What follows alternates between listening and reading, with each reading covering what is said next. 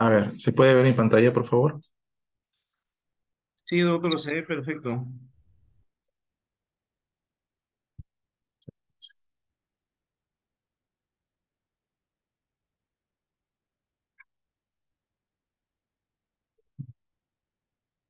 No, estoy abierto, ¿no? ¿Cómo sé que estoy abierto?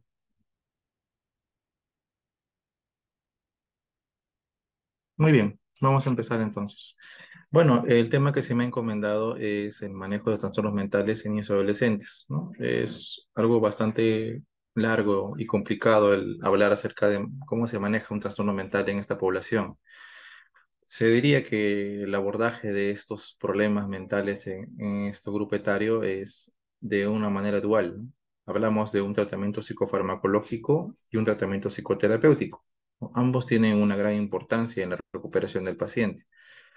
Sin embargo, algunos de los psiquiatras nos tendemos más a ir hacia la parte farmacológica que la psicoterapéutica. No obstante, puede ser psicoterapia un psicólogo entrenado en esas técnicas o también un psiquiatra entrenado en esas técnicas, ¿no? Entonces, cualquiera de los dos puede hacer un tratamiento psicoterapéutico. Pero la parte del fármaco, a menos en nuestro medio, lo maneja netamente lo que es el psiquiatra, ¿no? El psiquiatra de niños y adolescentes, ¿no? Algunos neurólogos también pueden manejar algunos fármacos, psicofármacos, los neurólogos de niños, pero mayormente nosotros somos los que tenemos el mayor campo en ese tipo de situaciones. Entonces vamos a enfocar las exposiciones en dos partes principalmente, con lo que es el tratamiento farmacológico. Y si queda un poco de tiempo, hablar un poco de lo que es el tratamiento psicoterapéutico. En realidad no es mi campo de experticia, pero algunos conceptos se puede dar para que puedan ustedes entender un poco cómo es el proceso. Muy bien, vamos a avanzar en lo que es la exposición. En esta parte uno que es de generalidades, vamos a ver algunos tópicos, por ejemplo, lo que es la historia, el aspecto madurativo, social, aspectos diferenciales de lo que es el niño adolescente en relación a lo que es el metabolismo del fármaco, lo que es el factores cognitivos y psicosociales de esta población, cómo es el plan de tratamiento y también lo que es muy importante es saber las indicaciones pediátricas aprobadas por las entidades reguladoras. Hablamos, por ejemplo, de la FDA, ¿no? La FDA, qué fármacos ha aprobado para niños de tal edad, ¿no? Que es una indicación y que es algo que también se guía en los países, como por ejemplo también el Perú, como dije mismo.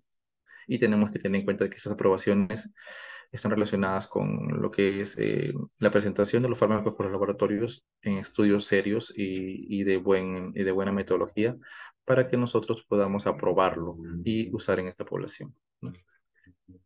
Vamos a ver un ratito. Un ratito, por favor. Vamos a poner los audífonos mejor, ¿no?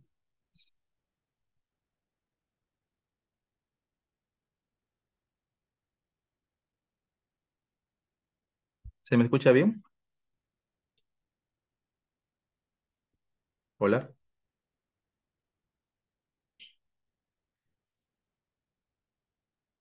No parece que no se escucha. ¿Se me escucha bien, por favor, con el audífono?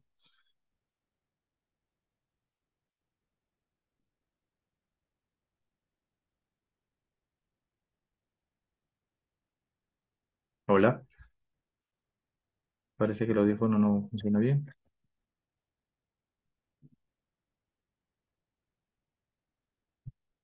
No, no funciona el audífono, parece. Hola, ¿se me escucha? Sí se escucha. ¿Se escucha bien entonces? ¿No? Muy bien. Tania me dice que sí se escucha.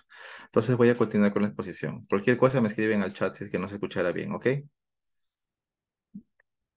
Muy bien. Entonces vamos a continuar con lo que es esta agenda. Voy a continuar la exposición.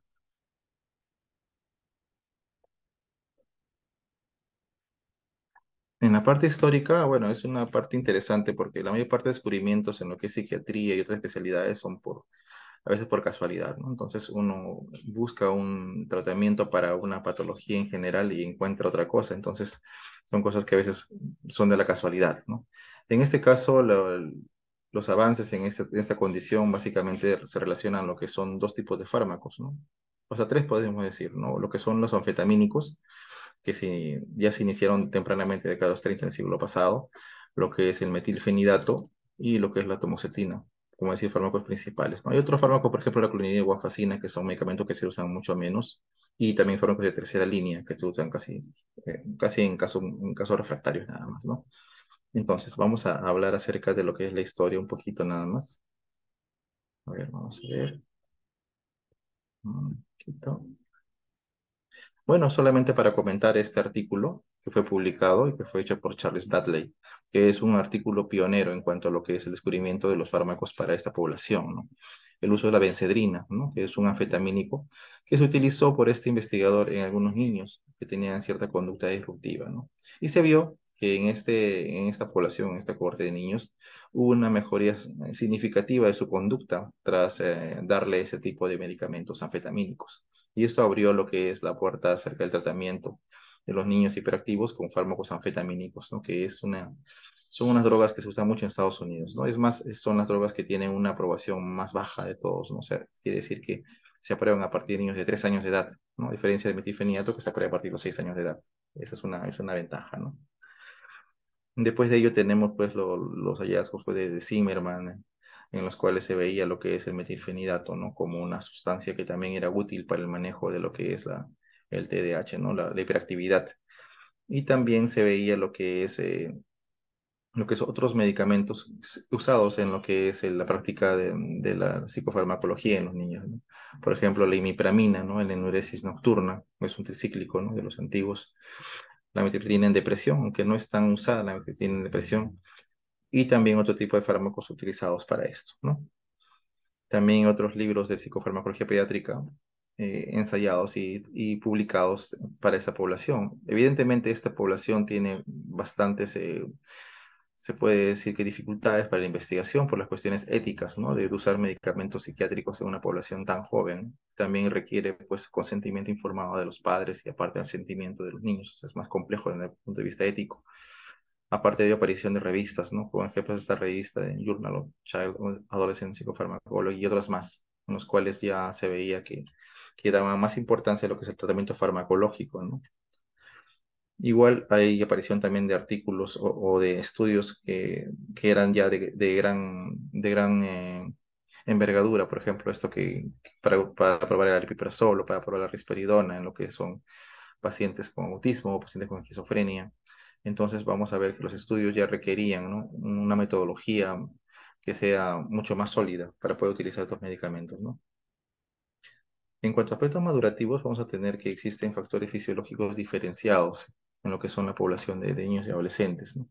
Entonces, en estas poblaciones tenemos que los niños son diferentes, el niño no es un adulto, un pequeño, sino tienen algunas características diferenciadas, ¿no? Entonces, teóricamente, un niño puede requerir dosis más altas de psicofármacos por unidad de peso corporal comparado con un adulto, ¿no? Entonces, eso también tenemos que tener en cuenta. Por ello, algunos autores prefieren y usar igual que otros pediatras, ¿no? Usar los medicamentos por kilo peso día, ¿no? Es una situación que también se ha visto en esta población.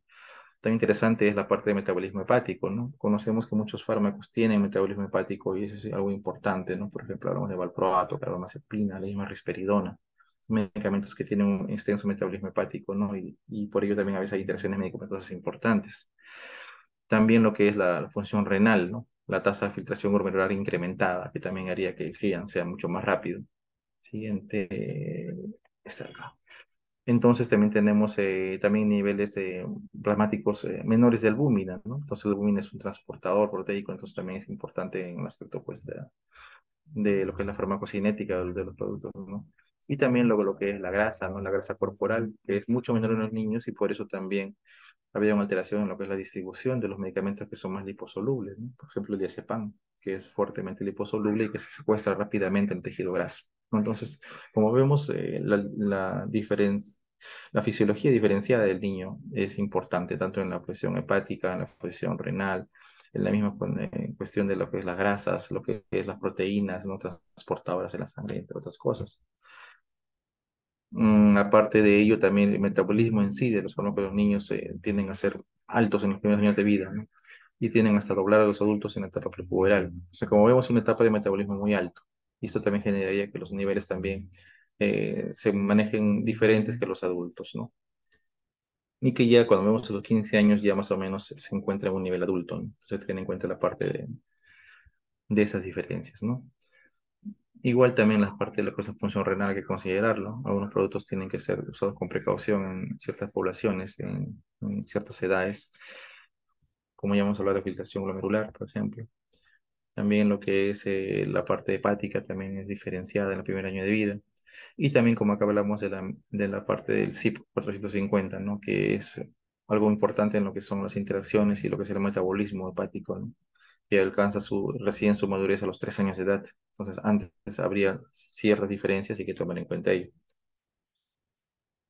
Entonces, aparte de esto, los niños pueden responder de forma diferente al adulto porque también pueden haber factores farmacodinámicos. O sea, no solamente es como lo que la droga hace con, lo que el organismo hace con la droga, ¿no? Los pasos diferenciados en la parte del hígado, riñón y otros más, sino el nivel exacto de donde actúa el medicamento, digamos a nivel de un cierto receptor cerebral o de cierto transportador o de cierta zona sináptica, ¿no? Entonces, como vemos, el niño pues está en un proceso de desarrollo cerebral, ¿no? Es un proceso que es acelerado en las primeras partes de la vida y poco a poco se va consolidando, ¿no? Entonces, vemos que los mismos receptores o las mismas neurotransmisores vamos a tener diferencias con lo que es un adulto. Entonces, eso también generaría también diferencias en lo que es la respuesta al medicamento, ¿no? Entonces, es algo importante que considerar.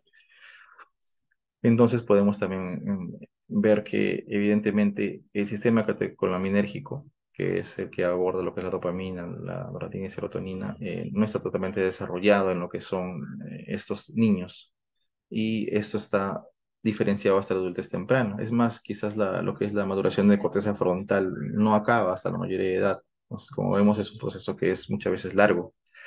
Y evidentemente eso generaría que los niños respondan diferente a los adolescentes y que respondan diferente a los adultos. Es bien sabido que algunas patologías de la niñez pueden progresar hasta la adultez. Hablando, por ejemplo, del TDAH, ¿no? Que hay formas que van hasta la adultez, ¿no? O sea, hay un TDAH del adulto, que también va a generar el uso de psicoestimulantes por lo general. Eh, Se me escucha bien, ¿no? Hola. A ver un momentito. Sí, doctor, sí se escucha. Perfecto, ahora sí estoy, el audífono está funcionando mejor. Entonces, eso es lo que tenemos que tener en cuenta y es algo importante en lo que es el tratamiento de algunos medicamentos.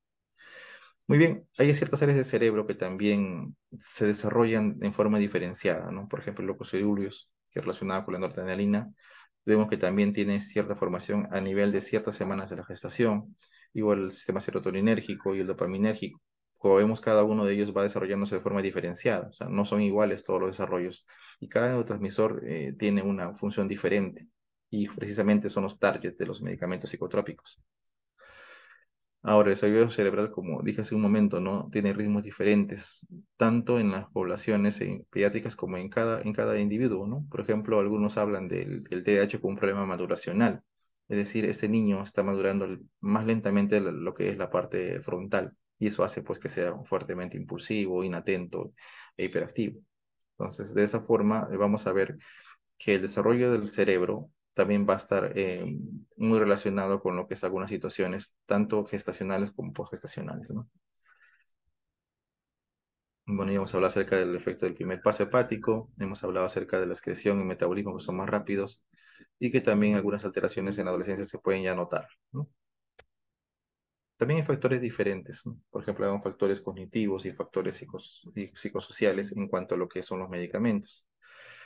Por ejemplo, evidentemente hay algunas situaciones o conceptos que no son bien entendidos. O sea, hay que tratar de ver eso en la parte de lo que es tanto el tratamiento como en la parte de intervención terapéutica, ¿no? Hay que tratar de adaptarnos al nivel de comprensión de los adolescentes o de los niños. Y eso también hay que hacer en cuenta para que los niños puedan tomar las indicaciones. Si bien es cierto, los padres son los que más se encargan de dar los medicamentos a los niños, los adolescentes ya tienen cierto grado de autonomía en eso. Más cuando los padres son padres trabajadores y dejan al adolescente la tarea de tomar sus medicamentos, ¿no? Entonces vamos a ver que evidentemente los niños pueden usar palabras diferentes para decir un mismo concepto, ¿no? Eso va a depender mucho de cada niño Y eso nos va a permitir, en primer lugar, pues dar lo que es un diagnóstico correcto y entender mejor una situación, ¿no? Porque si no entendemos lo que nos quiere decir, vamos a plantear, repito, una hipótesis de diagnóstica primero inadecuada y a raíz de ello un tratamiento farmacológico también inadecuado. Entonces siempre hay que preguntar esto al niño, ¿no? El significado para él, ¿no? De esa palabra en general o de esa frase en general, ¿no?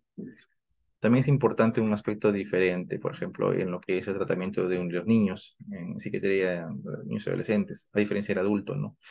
Va a depender mucho, mucho lo que es la relación con la familia del paciente, ¿no?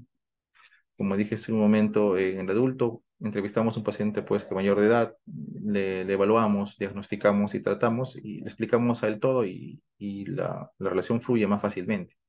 En cambio, con un niño es diferente, ¿no? Evaluamos al niño, pedimos una fuente secundaria de información, como son los padres, y de ahí vamos a ver, pues, a veces tenemos que tener entrevista a un familiar diferente, de repente un abuelito, un cuidador, de repente un tío, o a veces los padres dan información diferente, tanto papá o mamá, cuando a veces hay hogares, pues, situacionales están separados, y el niño nos puede dar también una información diferente. Entonces vamos a ver que la fuente de información son diferenciadas y para empezar un tratamiento a veces también hay que hacer una lucha, ¿no? Porque a veces el papá no quiere que sea medicado o la mamá no quiere que sea medicado o ninguno quiere que sea medicado el niño o de repente no entienden tu indicación. Entonces tienes que tratar de hacer entender a dos personas lo que es el proceso diagnóstico y terapéutico en este niño y que a veces es complicado. Por los mismos aspectos pues del temor al uso de psicofármacos, ¿no? Siempre existe un miedo, un estigma del uso de medicamentos en niños y adolescentes y también en adultos. El hecho de que piensan pues que el niño se va a volver adicto a las medicinas o el hecho pues de que es un paciente psiquiátrico y que está loco, ¿no? Por usar medicamentos psiquiátricos. Entonces, en ese aspecto sí hay bastante resistencia a veces. Ahora, como dije, el tratamiento tiene que ser pues conversado con el adolescente y con el padre, ¿no? Más cuando ya son más grandes, tiene que ya haber quizá un grado de aceptación del adolescente en cuanto a lo que son los medicamentos. Quizá cuando son más chicos, de repente es un factor más indicado hablar con el padre ¿no? O la madre, ¿no? Cuando los pacientes son niños. Ahora, es complicado hablar de ese tratamiento, ¿no? La adherencia es un aspecto muy importante de psiquiatría, debido a varios factores. Quizá el principal es que los tratamientos psiquiátricos son bastante largos, son crónicos. En ese sentido, hay que tratar de concientizar al paciente, y en este caso a su familiar, para que no deje la medicación por un periodo de tiempo prolongado. Otro aspecto es que muchas veces los medicamentos no tienen o tienen, mejor dicho, efectos colaterales indeseables que pueden ser fastidiosos para el paciente. Y eso hace evidentemente que el paciente rechace la medicación o que el paciente pues no quiera tomarlo, ¿no? Otro factor importante, por ejemplo, es el factor económico, ¿no? Muchos fármacos psiquiátricos son caros y hacen que quizás el papá o la mamá pueden comprar el medicamento por un mes, 2 meses y luego ya no van a poder adquirirlo y van a suspender tratamiento, ¿no? Con una recaída del cuadro psiquiátrico, ¿no? Entonces es importante considerar también el factor económico en cuanto a la prescripción del medicamento. Mm, Asimismo, los pacientes pueden rechazar el tratamiento también, y eso pueden hacerlo de forma velada como también de forma manifiesta, ¿no? Escupiendo la medicina, ocultándola, ¿no? O no tomándola o negándose explícitamente a no hacerlo, ¿no? Por uno u otro motivo. Hay que explicar también el uso de la medicación, ¿no?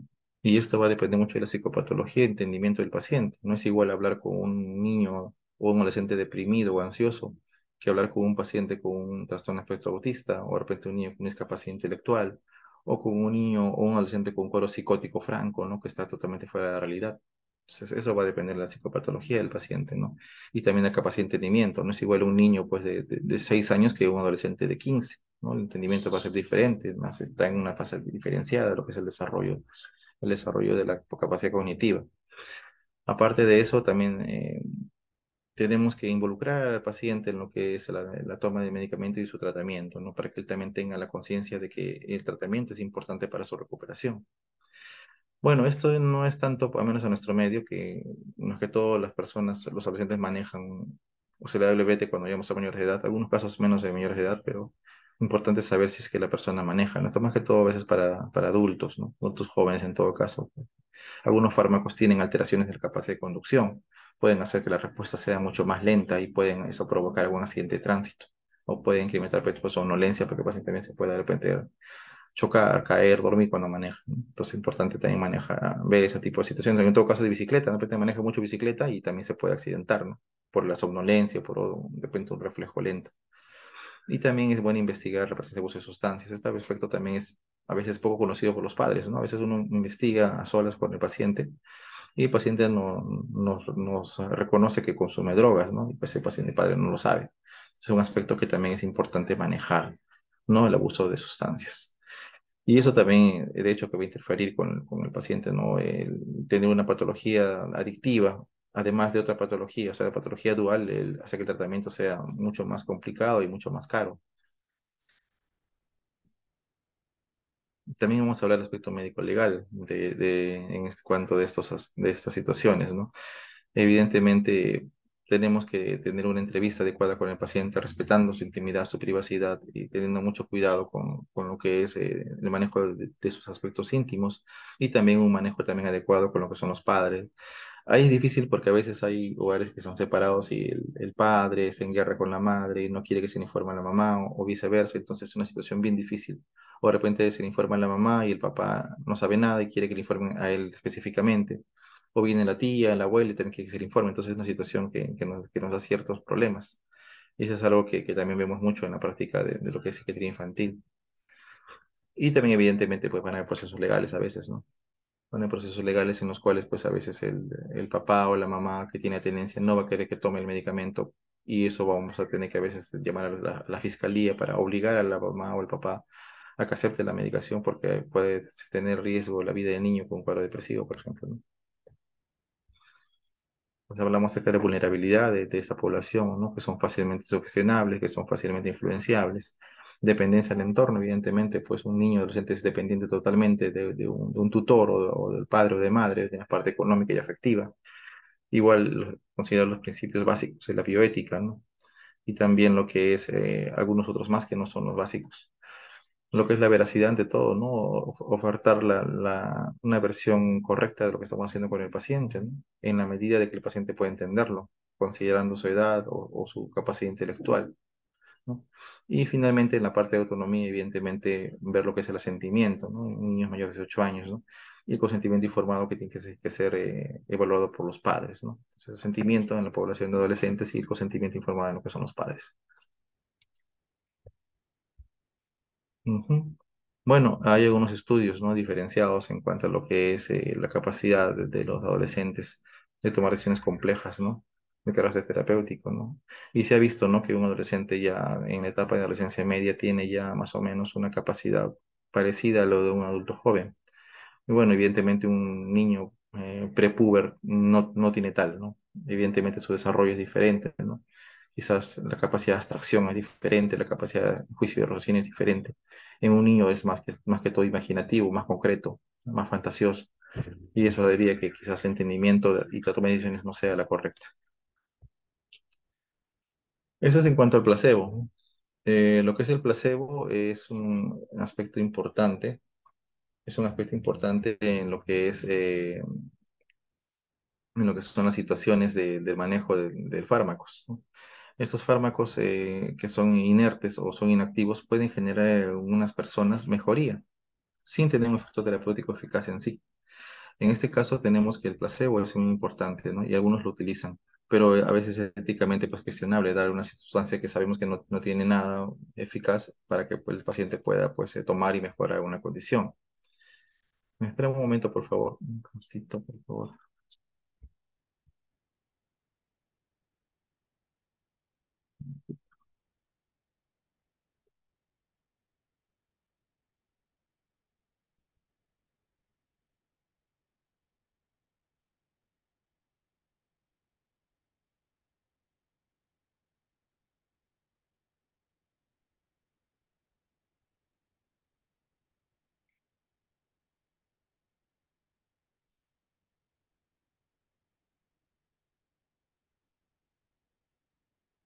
Muy bien.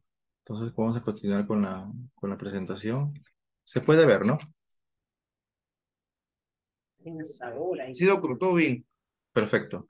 Entonces vamos a continuar con la presentación en cuanto al plan de tratamiento, ¿no? Entonces, el plan de tratamiento va a requerir de algunas situaciones específicas. Por ejemplo, para tratar bien una condición tenemos que tener un diagnóstico correcto, ¿no? Porque si es que vamos viendo un paciente que no nos va bien con el tratamiento, tenemos que investigar porque de repente estamos tratando una enfermedad que no la tiene el paciente o nos hemos equivocado en el diagnóstico. Entonces, una causa de que el tratamiento no funcione es que hemos dado un diagnóstico incorrecto. Entonces, esta situación hay que tenerla bien clara, ¿no? Hacemos un diagnóstico correcto y a partir de ese diagnóstico correcto vamos a hacer un tratamiento, un plan de tratamiento para ello.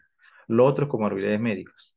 ¿Eso qué quiere decir? Por ejemplo, un paciente con asma, un paciente con epilepsia, de repente un paciente con pubertad precoz, un paciente con diabetes tipo 1 o con talla baja o con de repente otras condiciones que puedan generar, por ejemplo, fibrosis quística o un problema oncológico. Entonces vamos a tratar de ver eso. ¿Por qué? Evidentemente va a haber una interacción medicamentosa, que es quizás lo que más vamos a llamar la atención, y también van a haber condiciones en las cuales el paciente pueda también tener una tolerancia o una adherencia baja al tratamiento. Por ejemplo, los niños que tienen diabetes tipo 1, ¿no? A veces suelen ser niños bastante pues, reacios a tomar medicamentos, porque aparte de que le ponen su insulina seguido y que toma un medicamento psiquiátrico diario, eso hace que a veces que rechace el tratamiento. Otro, por ejemplo, son los niños epilépticos, ¿no? Los niños epilépticos tienden a ser a veces muy temperamentales, a veces un poco irritables, y eso también genera a veces problemas con el neuropediatra, y hace que a veces se suscite pues atenciones con psiquiatría para manejar problemas conductuales en niños epilépticos. Igual en pubertad precoz, igual en talla baja, igual en problemas, por ejemplo, de diferenciación sexual, y otro tipo de patologías, fibrosis quística, tuberculosis infantil, y varias más, ¿no? Problemas de repente somáticos, alergias alimentarias, en las situaciones médicas en las cuales se pueden presentar concomitantemente problemas de ansiedad, problemas de depresión, por ejemplo, ¿no? Que es lo que básicamente se ve más. Mientras más crónica sea la patología médica, más frecuente es que haya problemas de ansiedad y de depresión, ¿no? Que algunos van a requerir tratamiento farmacológico y otros no tanto. Lo otro sería lo que es la historia psicofarmacológica. Esto es importantísimo porque cuando hay pacientes que tienen una historia larga de tratamiento farmacológico, hay que ver bien qué medicamentos se está tomando y cuáles le caen bien, qué le cayó mal, cuál hizo, por ejemplo, un tema de rash o de alergia, cuál fue la dosis perfecta para este paciente, ¿no? Porque cada paciente es diferente, entonces no podemos igualar a un paciente de otro, aunque tengan la misma edad, ¿no? Y aunque tengan el mismo diagnóstico, tenemos que empezar, digamos, de una forma a veces cautelosa y vamos a subir dosis de forma gradual de acuerdo a respuesta clínica. Entonces, eso también es algo importante, ¿no? Y si bien no está bien en farmacología, vamos a darnos cuenta de qué medicinas le hizo bien y a qué nivel las tuvo que tomar. Entonces, con esto, vamos a tener en cuenta que vamos a hacer un uso más racional de los medicamentos. Bueno, igual, ¿no? El fármaco, ¿no? ¿Qué tipo vamos a usar? La vía que vamos a utilizar para el medicamento, ¿no? La vía oral, lo que es la vía parenteral, lo que es la vía inhalada, no sé, diferentes tipos de fármacos que se puede utilizar, por ejemplo, en cuadros de agitación psicomotriz. Obviamente se busca una vía a veces parenteral, ¿no? Una vía intramuscular o endovenosa, ¿no? La vía oral es la preferida más que todo a veces para la población porque es la menos coercitiva y la que menos genera a veces daño o dolor al paciente. Algunos prefieren también lo que son las soluciones, las gotas, más que todo en niños chiquitos, o algunos prefieren lo que son los buques dispersables, ¿no? Entonces vamos a ver que en la población pediátrica vamos a ver presentaciones diferentes de los medicamentos, ¿no? Desde la solución en gotas, los jarabes, lo que son las gomitas, lo que son las pastillas, las cápsulas y finalmente las ampollas, ¿no? También importa la dosis, ¿no? Iniciando casi siempre con una dosis baja, ¿no? A veces uno habla que sea la cuarta parte o la mitad de la dosis del adulto y poco a poco se va escalando. Otros usan lo que son kilo por kilo dosis día. Otro tipo de situación es el tiempo de administración, ¿no? ¿Cuánto tiempo lo vamos a administrar, ¿no? 3 meses, 6 meses, un año, 2 años. Eso va a depender también de la patología, ¿no? Por lo general, como les digo, el tratamiento psiquiátrico es bastante largo, entonces tienen que tener en cuenta eso. Lo otro es regularidad de la toma, ¿no? Cada cuánto tiempo se toma, ¿no? Cada 8 horas, cada 12 horas, diario, etcétera. Y también efectos adversos, ¿no? Informar al familiar qué puede suceder cuando el paciente toma la medicación, ¿no? Y también la parte clínica, ¿no? A cuánto tiempo vamos a ver la respuesta, qué vamos a esperar en mejorar en el paciente. También la respuesta frente al medicamento, por ejemplo, si vamos a decir que vamos a ver que vamos a ver que algunos pacientes, por ejemplo, la mamá o el papá responden bien a la fluoxetina y vamos a tener en cuenta eso, ¿no? Entonces, vamos a ver que probablemente el niño también va a tener una buena respuesta a la fluoxetina, por decir un momento.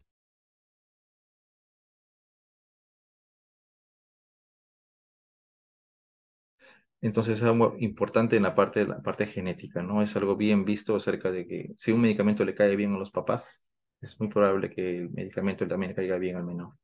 Pero obviamente, pues si es que es un niño muy chico, no se le va a pretender tratar psicofarmacológicamente de entrada, ¿no? Mayormente va a ser quizás una intervención sobre padres.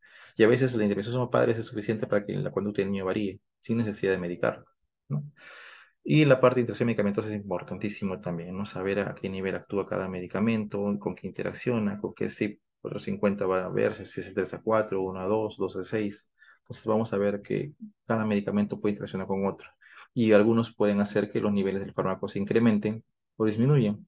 Por lo tanto, pueden hacer ver que el paciente como que es intoxicado o como que el paciente no hace ningún efecto el medicamento, ¿no? Algunos más que otros. Por ejemplo, por citar uno de ellos, la fluvoxamina, por ejemplo, que tiene muchas interacciones medicamentosas, ¿no? U otros más, ¿no? Por ejemplo, ¿no? Y otros que no tienen metabolismo hepático, por ejemplo, el litio, ¿no? Que pasa frente al riñón. Entonces, vamos a ver que cada medicamento tiene, pues, un paso enzimático y en ese paso enzimático puede haber interacciones que puedan generar algún tipo de riesgo.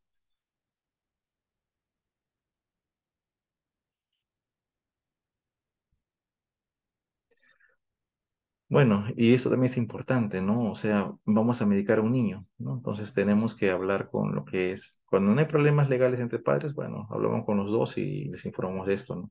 Es muy frecuente el hecho, por ejemplo, en consulta de niños que ven el primer niño con la mamá te dice toda la historia del padecimiento del niño, después uno le da el medicamento, le explica, se toma su tiempo para explicar todo lo que es el medicamento, la mamá acepta el tratamiento y al mes viene y le dice cómo está y piensa que está igual. Y le pregunto qué sucedió y me dice que llegó a casa y el papá agarró y botó la medicina y que no está de acuerdo con la medicación. Entonces es un problema añadido más. Entonces a la otra consulta viene el papá y hay que convencer al papá que tome el medicamento y a veces el papá quiere, a veces el papá no quiere. Entonces, esa es una dificultad más, ¿no? Porque hay que convencer a la voluntad de los padres para que el niño acepte la medicación o en todo caso sugerir un medicamento, un tratamiento diferente al farmacológico, ¿no? Entonces, esa es la parte compleja de manejar a un niño. Tenemos que hablar y convencer a lo que son los padres o al tutor legal, depende del abuelito o el tío. Entonces hay que convencerlos para que el niño tome el medicamento, haciéndoles ver que es una necesidad para que el niño mejore más rápidamente o que sea algo más eficaz. El otro de repente es el tema del asentimiento, ¿no? Mayores de 12 años. Entonces, el niño tiene la capacidad de decidir, ¿no? Si es que toma el medicamento o no, teóricamente a esa edad. Esto no se ve tanto en la práctica, ¿no? Porque a veces el niño puede ser 2 años para arriba, por ejemplo, tiene un problema de conducta, ¿no? Un problema, pues si no es desafiante, ¿no? Un niño que es rebelde, que no quiere hacer nada, discute al profesor, discute al padre, discute a la mamá, y es bastante irritable y rebelde, entonces tampoco quiere tomar la medicina. Pues en ese caso también sería complicado hacerle caso al niño y que no tome la pastilla. En ese caso, pues habrá que ver la forma de en cuando el padre pues tiene que a veces coercionar y hacer que el niño tome la medicina, porque en este caso precisamente el problema está en el negativismo, ¿no? La falta de colaboración y la agresividad. O otro ejemplo sería, por ejemplo, los casos de los niños psicóticos, ¿no? Los adolescentes con psicosis, ¿no? En los cuales evidentemente el problema va a ser que el niño está fuera de la realidad, el niño alucina, el niño delira, y esos puntos van a generar que el niño no tenga la capacidad para poder decir, voy a tomar mis medicamentos porque lo requiero, porque no tiene un juicio conservado, ¿no? Su juicio está alterado, no tiene la capacidad para poder hacerlo. Igual, también el tema también de justificación del uso de la medicación, ¿no? ¿En qué casos podemos dar medicinas y en qué casos no debemos dar medicinas, ¿no? Algunas guías extranjeras, por ejemplo, recomiendan que se dé la medicación solamente en casos moderados y graves de patología psiquiátrica. Y en casos leves se debe priorizar lo que es psicoterapia, mayormente. Entonces, en todo lo que es leve, mejor mandamos con psicoterapia, ¿no? Con un psiquiatra o un psicólogo que esté capacitado para dar terapia. Y en caso que sea algo moderado o grave, vamos con la medicación y lo adecuado sería también combinar con psicoterapia, o sea, ambas cosas. Ahora, algunas personas prefieren que el niño sea medicado, aunque el caso sea leve, dado de repente pues algún problema familiar o una condición que quieran ver, o de repente porque ya han probado psicoterapia y no ha funcionado. Entonces, situaciones especiales en las cuales a veces el padre prefiere inicialmente la parte del psicofármaco, cosa que no es común, ya porque la mayor parte de padres no quieren que el niño sea medicado, ¿no? Eso es lo que se ve en la práctica. Ahora, la dosis inicial de racional, claro, evidentemente la dosis tiene que ser la mínima indispensable, por ejemplo, ¿no? A veces iniciar, por decir un ejemplo, risperidona con 0,5 o 0,25, una dosis bajísima, y tras lo cual a veces titulamos cada 5 o 7 días y vemos que el paciente poco a poco va mejorando, ¿no?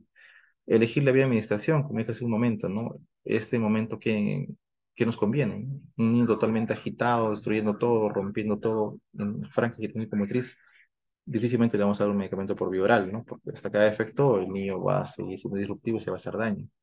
Entonces, en este caso, amerita lo que es una vía parenteral, una vía que requiere una acción más rápida, ¿no? En cambio, un niño que está más o menos tranquilo o que más o menos puede de repente ser manejado o dirigido, podemos intentar la vía oral, ¿no? Entonces, es importante saber esto, ¿no? Y la dosis clínica eficaz, eso se va a avanzar con poco a poco con lo que son la tolerancia al medicamento también. He considerado dos aspectos importantes en un medicamento, ¿no? Lo que es la efectividad, o sea, que el medicamento mejore la condición, y lo que es la tolerabilidad, que es, que es lo que el medicamento puede ser tolerado bien por el paciente, o sea, que no sea tan, digamos, tóxico para el ser humano, o sea, que no tenga tanto efecto colateral, ¿no? Entonces, lo adecuado sería un fármaco que sea eficaz y que sea bien tolerado y que tenga buena tolerabilidad. Y lo idóneo sería y que sea barato, ¿no? Evidentemente eso no se va a dar por lo general, ¿no? A veces los fármacos que son eficaces y bien tolerados son mucho más caros que los fármacos, por ejemplo, genéricos, que de repente no tienen una recubierta especial y hace que el medicamento le arda más la barriga o le genere más malestar, o de repente le duele más la cabeza. Entonces, sí hay diferencia entre un genérico y un medicamento de marca, ¿no? Muchas veces esos excipientes o esas cubiertas hacen que el medicamento sea mejor tolerado y que tenga menos efectos colaterales, ¿no? Y que se ve en la práctica, ¿no? Ahora, esto es importante, muy importante, lo que es el manejo de pacientes con riesgo suicida alto, ¿no? Tenemos adolescentes que tienen decisión suicida persistente, ¿no? Y que evidentemente si es que estos chicos tienen las pastillas a la mano y son pastillas que tienen un índice letal de repente alto, pueden suicidarse. Por ejemplo, tenemos muchas chicas que toman pues sus pastillas, por ejemplo, clonazepam o alprazolam en sobredosis para morir. Felizmente estas pastillas son bastante seguras en sobredosis, ¿no? Raramente se ha visto muerte por sobredosis de benzodiazepinas, a no ser que se combine con alcohol, ¿no? U otro tipo de sustancias. Pero benzodiazepinas puras raramente proporcionan la muerte. Igual, por ejemplo, con los ISRS, ¿no? Con la sertralina, la fluoxetina. Pero hay medicamentos que sí son más fuertes, ¿no? Por ejemplo, hablamos de antipsicóticos, ¿no? Por ejemplo, clozapina, levodopa, quetiapina, el mismo litio. El mismo valproato, carbamazepina también puede generar también reacciones fuertes a nivel de hepáticas, ¿no? Entonces, tenemos que tener en cuenta que hay medicamentos que tenemos que tener mucho cuidado, ¿no? Quizás el más clásico en esto es el litio, ¿no?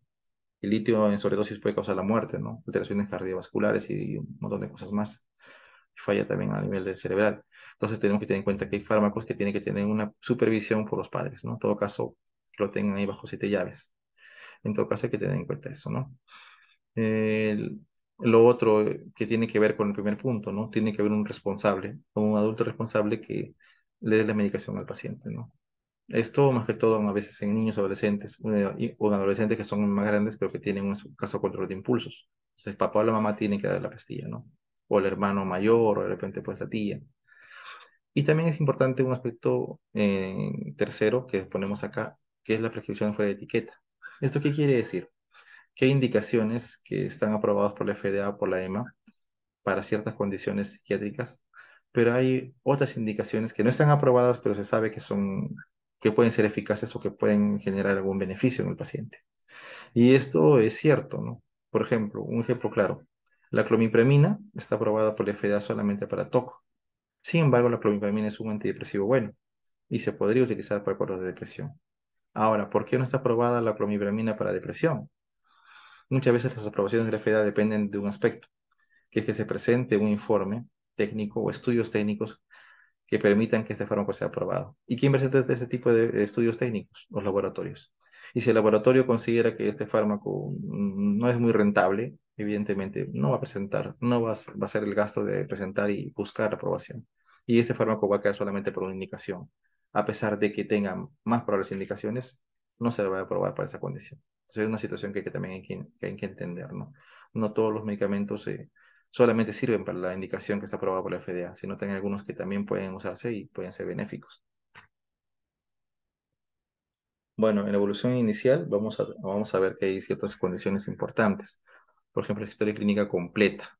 Eso es importantísimo. La psiquiátrica es una historia que muchas veces es diferente, porque aborda más factores psicosociales, ¿no? A veces el factor familiar, las relaciones interpersonales, de repente lo que son, en este caso de niños, por ejemplo, el colegio, ¿no? Cómo manejó el colegio, lo que son los cursos, lo que es la presencia de bullying escolar, depende de la presencia de pues, abuso físico, sexual, psicológico, que también marca mucho a los pacientes, lo que es el desarrollo psicomotor, ¿no? Saber cuando el paciente habló, cuando el paciente caminó, también nos enmarca también lo que es esas condiciones, ¿no?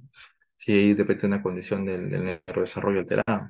Entonces, esa evolución tiene que ser, historia tiene que ser completa. Y muchas veces esta historia completa tiene que darse con varias fuentes, ¿no? Papá, mamá y el niño, evidentemente, ¿no? A veces el papá no sabe nada del parto, no sabe nada del peso, y la mamá sí sabe todo, evidentemente. O el papá no sabe nada del desarrollo psicomotor, y la mamá sí lo sabe. Entonces es importante también tener en cuenta eso, ¿no? Algunos casos suele suceder así. Ahora, en cuanto a examen físico y neurológico también es importantísimo porque hay situaciones físicas o médicas que pueden presentar síntomas psiquiátricos, ¿no? Hay un ejemplo claro, por ejemplo, lo que es la encefalitis. La encefalitis puede presentar un cuadro, con un cuadro psicótico clásico. Sin embargo, hay síntomas médicos, ¿no? A veces pueden haber lo que es fiebre, lo puedes saber, puede haber una especie de convulsiones, un estado de conciencia alterado. Entonces, vemos que esta encefalitis puede haber síntomas psicóticos, claramente, pero también síntomas médicos. Entonces, vamos a tener que ver ese tipo de condiciones, ¿no? Para diferenciar patologías. No, también hay, por ejemplo, patología tiroidea, ¿no? Que puede generar aparentemente cuadros de ansiedad o cuadros de palpitaciones o trastorno de pánico. Entonces, siempre hay que tratar de descartar la causa orgánica para tratar de dar un tratamiento o un diagnóstico adecuado. La parte también neurológica es importantísima, ¿no? Hay ciertas condiciones neurológicas que parecen psiquiátricas y viceversa, ¿no? Por ejemplo, hay algunas crisis que le llaman a veces conversivas o a veces lo que son las pseudocrisis mismas, en los cuales el neurólogo le hace las evaluaciones necesarias y el paciente pues no presenta realmente crisis epilépticas y son pseudocrisis, ¿no? Y que en ese caso pues generalmente a veces requiere un abordaje psiquiátrico o de repente la cosa son las crisis conversivas en sí, ¿no? U otro tipo de situaciones que lo ve el neurólogo, ¿no? Entonces, es importantísimo también hacer un buen examen neurológico dentro de nuestras capacidades como psiquiatras, ¿no? También lo que es el laboratorio de rutina es algo importante, ¿no? Por ejemplo, tener entendimiento de los valores de hemoglobina, de leucocitos, por ejemplo, del examen de orina, lo que es la uriqueratinina séricas, electrolitos séricos, por ejemplo, presas hepáticas, perfil lipídico. Por ejemplo, ¿en qué caso? Por ejemplo, vemos lo de que es el litio, ¿no? Que va a requerir pruebas renales con cierta periodicidad, porque el litio puede presentar toxicidad a nivel de lo que es el riñón, y también pruebas tiroideas, también puede presentar toxicidad tiroidea la carbamazepina y la valproato puede ocasionar también problemas hepáticos, ¿no? Puede alterar lo que son las transaminasas hasta el doble, triple o más, ¿no? Hasta llegar a una hepatitis medicamentosa. Algunos medicamentos también pueden bajarte lo que son los glóbulos blancos, por ejemplo, la clozapina, un antipsicótico para esquizofrenia refractaria, puede llegar a la granulocitosis y la muerte. Entonces, tenemos varias condiciones, el examen de orina también igual, ¿no? Por ejemplo, litio, otras condiciones. Lo que es electrolitos séricos también pueden ser alterados por unos ISRS en una forma rara. Y perfil lipídico, por ejemplo, algunos medicamentos pueden generar engorde, ¿no? Pueden generar síndrome metabólico. Y en ese sentido, por ejemplo, la olanzapina, la clozapina, la quetiapina misma, pueden alterar lo que es el perfil lipídico. Y, por ejemplo, otro ejemplo más sería la risperidona, ¿no? Que altera pues, la prolactina. Puede causar también hiperprolactinemia y con ello generar síntomas clínicos de esa condición. Por ejemplo, lo que es la galactorrea, la menorrea, disminución de libido, entre otros, ¿no? También se puede tomar otras pruebas que no son tan rutinarias, por ejemplo, en pacientes con sospecha de consumo de drogas. No vemos, por ejemplo, lo que es el paciente con cambios conductuales, de repente que sale de la casa de noche, de repente tiene los ojos rojos, de repente se ha vuelto más agresivo, o de repente viene con un olor extraño de la calle, ¿no? Entonces, habría que sospechar lo que es un consumo de repente de marihuana, de repente de cocaína u otro tipo de drogas. También test de embarazo, ¿no? Unas chicas de repente, antes de iniciar un tratamiento farmacológico, por ejemplo, con valproato, carbamazepina, tenemos que saber que no estén embarazadas, porque ese tipo de drogas pueden causar teratogenicidad. Perfil tiroideo, obviamente hemos hablado de litio ya acerca de eso. Función renal también con lo de litio. La prolactina, hemos hablado de la risperidona. Y el EKG, por ejemplo, unos fármacos lo que hacen es alterar lo que es el intervalo QT. Pueden alargarlo y pueden causar a veces muerte súbita en pacientes que son susceptibles, ¿no? Hablamos, por ejemplo, de ciprasidona, ¿no? Encefalograma, algunos medicamentos antipsicóticos pueden generar disminución del umbral convulsivo, por ejemplo, la clorpromacina, o por ejemplo, bupropión, ¿no? Hablando de antidepresivos, y pueden generar también presencia de crisis convulsivas. Y más frecuentemente, por ejemplo, la clozapina, ¿no? Que genera también disminución del umbral y pueden generar también convulsiones en pacientes. También vamos a evaluar conducta y eso va a depender mucho de lo que es en la consulta misma, ¿no? Entonces, muchas veces el paciente, el papá nos dice, ¿y cómo usted diagnostica, no? Y nosotros le decimos que no existe ningún tipo de biomarcador o ningún tipo de imagen para diagnosticar TDAH o diagnosticar autismo diagnosticar trastorno disocial, ¿no? El diagnóstico psiquiátrico es netamente clínico, ¿no? Se basa en observación clínica de lo que vemos en la consulta, de lo que nos dice el familiar, de lo que dice el profesor, y de acuerdo a ello vamos a ver una serie de criterios diagnósticos y vamos a empezar a enumerar o hacer un checklist y al final vamos a diagnosticar la condición, ¿no? Entonces mucho importa la observación clínica, ¿no? El paciente llega a la consulta de repente y vamos a ver como decimos nosotros, al ojo, ¿no? El paciente no puede estar sentado, se levanta, va de un lado a otro, se sienta encima del escritorio del doctor, levanta los lapiceros, apaga la computadora. Entonces, evidentemente tenemos un TDAH, ¿no? En las narices. O de repente llega un paciente con su papá y vemos que el paciente está totalmente indiferente, no mira al entrevistador, tiene movimientos estereotipados de repente, o se empieza a autoagredir, o de repente empieza a repetir lo que el papá dice. Evidentemente vamos a ver que su paciente con TEA, ¿no? Entonces vamos a ver que la observación clínica, la inspección es muy importante y vamos a ver que a veces es fácil el diagnóstico, ¿no? En algunas condiciones. Pero también tenemos algunas escalas de evaluación, ¿no? Por ejemplo, algunos pacientes que quizás no esté muy claro el diagnóstico, por ejemplo, el TDAH, vamos a usar escalas, ¿no? Por ejemplo, la escala de Conners. La escala de Conners es una serie de preguntas que se le hace tanto al profesor como al padre, y para que el padre o el profesor marque, ¿no? Si es que es muy frecuente la conducta, poco frecuente o totalmente infrecuente. Y de acuerdo a los checks de ahí vamos a determinar si el paciente tiene un TDAH o no lo tiene. También hay otras escalas, por ejemplo, momentos anormales, en caso de uso antipsicóticos. De repente, unos screens de lo que es ansiedad y depresión también puede utilizarse. La escala de depresión de Beck y otros más, ¿no? Que pueden ser test para más o menos manejar lo que es el diagnóstico de depresión y ansiedad, que son unas situaciones que también son frecuentes en esta práctica. También se va a recomendar, por ejemplo, que se utilicen drogas aprobadas por la FDA en ciertas condiciones. No eso es lo óptimo, ¿no? Como dije, también hay usos fuera de etiqueta que también pueden ser aceptables, ¿no? Pero siempre y cuando, siempre es bueno iniciar con una aprobación dada por la FDA, ¿no? También tenemos que tener en cuenta los algoritmos y guías clínicas de tratamiento, ¿no? Que son la evidencia más fuerte para tratar a un menor, ¿no? Usamos de repente las guías clínicas norteamericanas o las guías clínicas de lo que son los ingleses o de otras situaciones, por ejemplo, los canadienses que también son buenas. Entonces nos guiamos de allí para poder utilizar los medicamentos, ¿no? Damos una idea de eso. Ese es un aspecto de importante, genérico versus marca, ¿no? Algunos hablan de que hay una diferencia ostensible y sí es cierto, ¿no? Sí es cierto, ¿no? Que los de marca a veces tienen una mejor tolerabilidad, algunas son más eficaces. A veces llega al extremo de, para equiparar de marca tenemos que dar el doble dosis de un genérico, pero hay de todo tipo de genéricos, ¿no? También hay que ver eso, ¿no? Y eso es responsabilidad de lo que es la DGMIT, ¿no? Porque realmente no hay estudios de bioequivalencia real en este nuestro medio. Igual acá como regulamos la medicación, iniciamos pequeñas dosis bajas, ¿no? Algunas excepciones, y evidentemente las dosis van a estar reguladas muchas veces por la farmacocinética del producto, no la vía media del medicamento.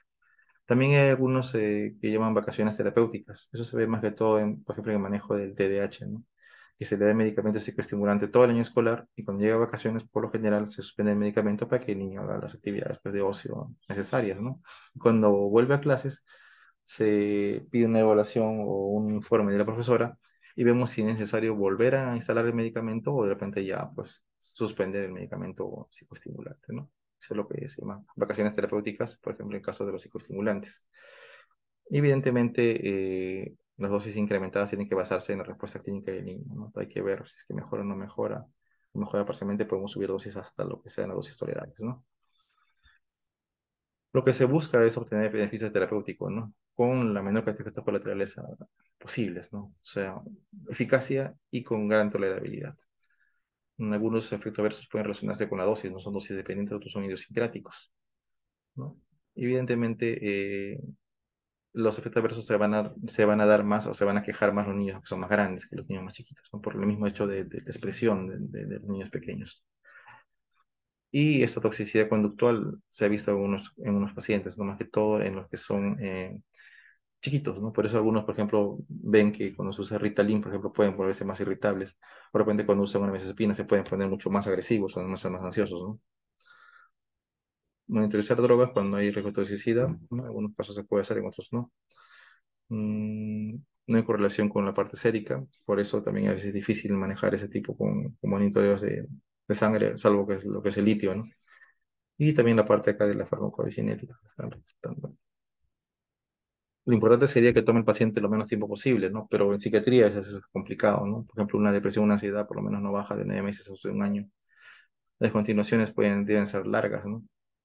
Por ejemplo, algunos cuando quitan un medicamento se demoran a veces 2 meses en hacerlo, a veces hasta 3 meses, ¿no? Y los estimulantes, por ejemplo, sí se pueden dejar de golpe, ¿no? Por ejemplo, tomando hasta hoy día su Ritalin, se quita el día de mañana, no pasa nada. Sin embargo, hay unos medicamentos que pueden causar síntomas de continuación o síntomas de retirada, ¿no? Por ejemplo, los ISRS, ¿no? Hablamos del ejemplo de la sertralina, por ejemplo, del citalopram, por ejemplo, de los ejemplos en los cuales si le retiras el medicamento de forma brusca, puede generar pues efectos adversos indeseables, ¿no? A veces diarrea, nerviosismo, ansiedad y otras cosas más. Igual tenemos los tricíclicos, ¿no? Eso aquí aclara más lo que los ISRS que hace un momento, que es también algo bastante visto, ¿no? Y finalmente, para esta primera parte, vamos a ver lo que es indicaciones pediátricas dadas por la FDA, ¿no? Un momento, por favor.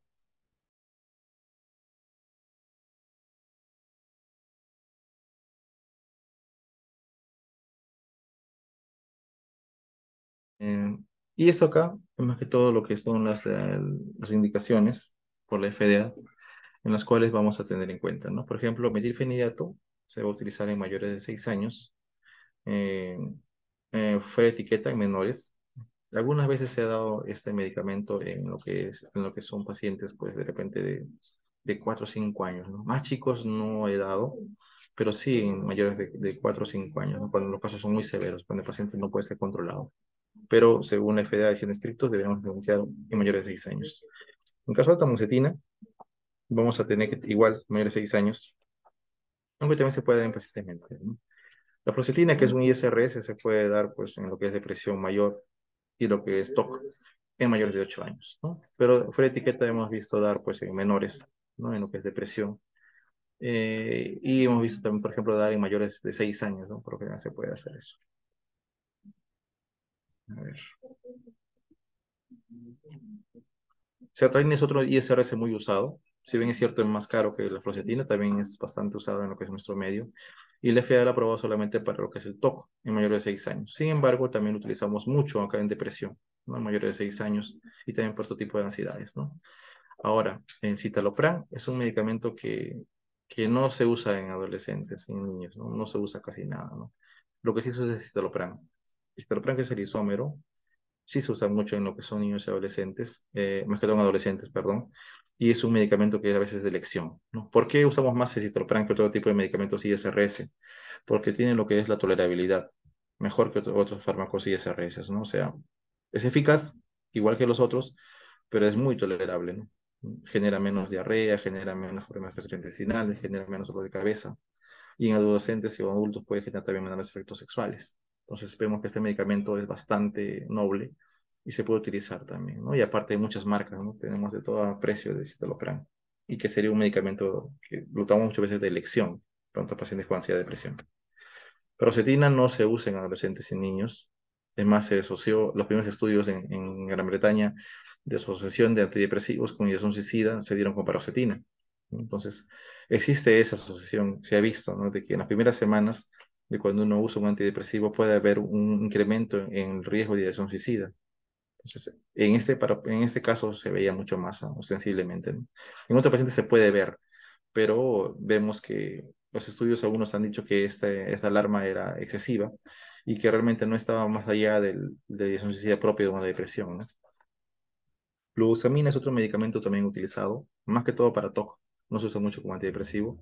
Y lo usamos más para TOC, que son de tipo refractario, ¿no? El problema de la fluoxetina es evidentemente que de la fluoxamina es que es más cara y que tiene muchas interacciones medicamentosas. La venlafaxina no usamos mucho en lo que son niños y adolescentes. Un propio tampoco. Algunos lo usan para lo que es el TDAH, ¿no? Clonipramina se usa más en lo que es el TOC, ¿no? Pero también algunos lo utilizan para casos de ansiedad en niños chicos, a veces a partir de 6 años. Haloperidol es un antipsicótico típico de primera generación, se usa mucho en psicosis, también en tics. Algunos usan también hiperactividad, que no tienen tanta buena respuesta y aparte los efectos colaterales pueden ser importantes y no muy agradables. Y se da a partir de mayores de 3 años, ¿no? Risperidona, que es uno que más usado los atípicos, ¿no? O sea, esquizofrenia, trastorno bipolar, en autismo. Y también se da fuera de etiqueta en agresividad, ¿no? Niños agresivos por retraso mental o niños agresivos con trastorno disocial, se usa mucho la risperidona, ¿no? Que tenemos en gotas, tenemos en lo que es tabletas y en otras condiciones más.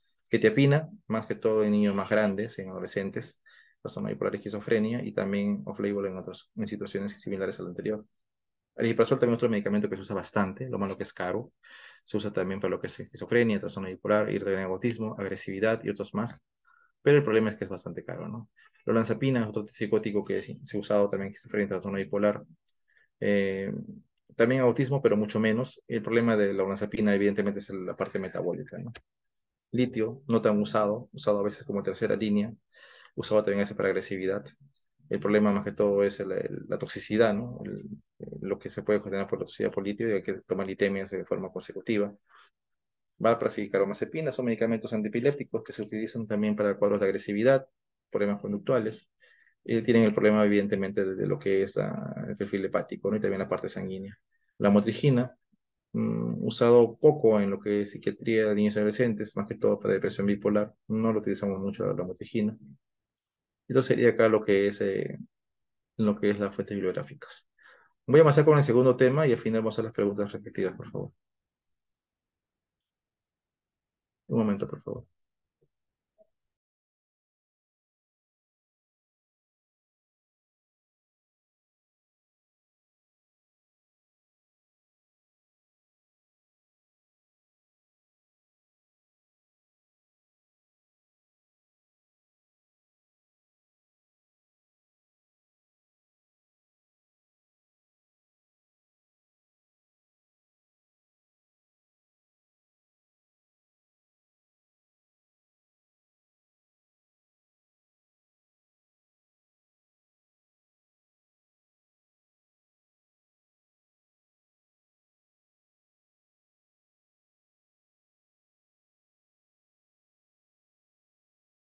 Muy bien, esta segunda parte es más enfocada a aspectos específicos de fármacos, ¿no? La primera era un poco más de generalidades.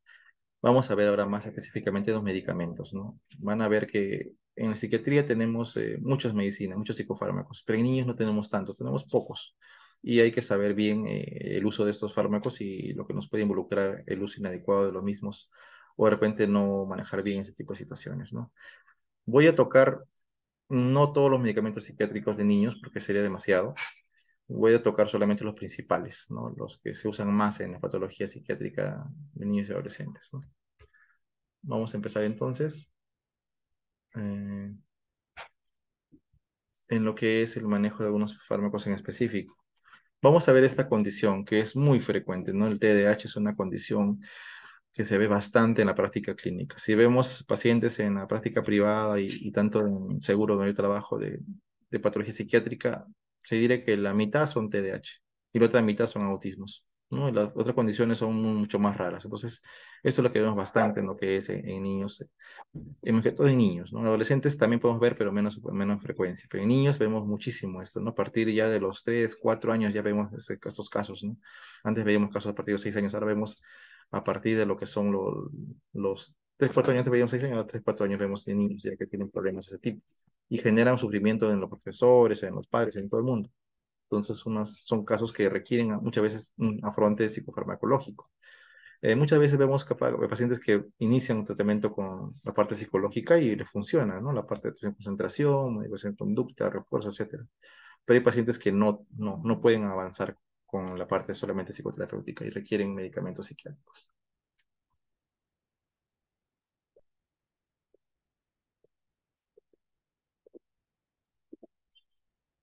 A ver. Entonces, bueno, esta es la parte de cómo funcionan los medicamentos, ¿no? El bloqueo de lo que es el transportador de lo que es dopamina, ¿no? Básicamente sucede eso, es una situación más que todo a nivel bioquímico, ¿no? Relacionado con las catecolaminas. Y esto generaría, pues, que el paciente se concentre más. También hablamos un poco de farmacocinética, del metilfenidato en este caso, que vamos a utilizar ahora. Hay que resaltar que para manejar TDAH tenemos varios medicamentos. Las anfetaminas, que no hay en Perú, metilfenidato, que sí hay en Perú, la tomoxetina, que también hay en Perú, la clonidina, la guanfacina, que no hay en Perú. Entonces, tenemos acá en Perú solamente metilfenidato y atomoxetina, son los que más se utilizan. Los más cómodos es el metilfenidato. Y tenemos tres tipos, ¿no? El de liberación inmediata, que dura 4 horas, el de que dura 8 horas, que ahorita no hay disponible, y el que dura 12 horas, ¿no? Obviamente que 12 horas es mucho más caro, ¿no? Y no lo da el seguro, ¿no? El seguro da nada más que es inmediato. Entonces tenemos este tipo de metilfenidato. Y atomoxetina tenemos varias marcas y varias presentaciones, ¿no? Entonces tenemos acá un poco la parte farmacocinética, que no vamos a entrar en este tipo de situaciones.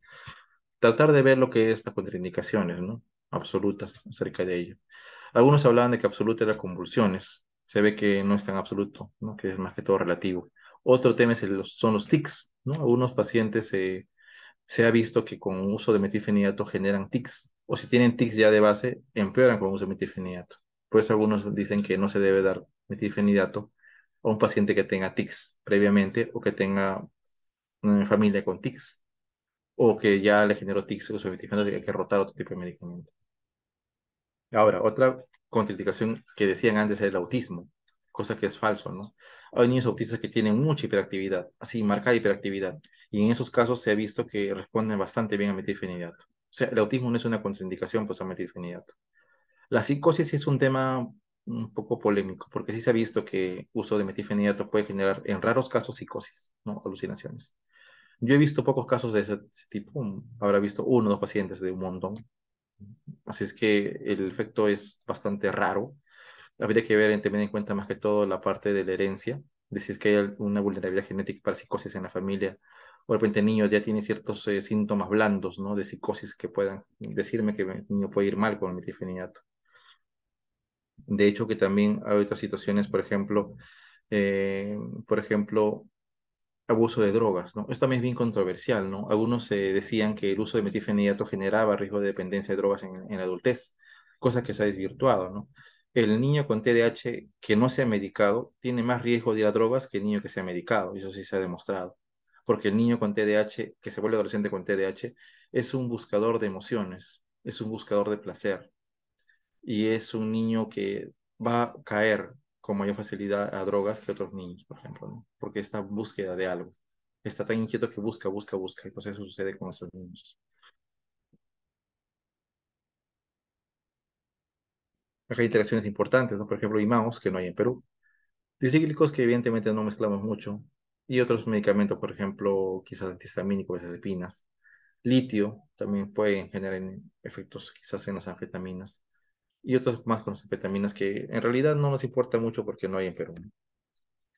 Ahora, metilfenidato sí hay cosas importantes, ¿no? Por ejemplo, lo que más vemos cuando usamos metilfenidato es la anorexia.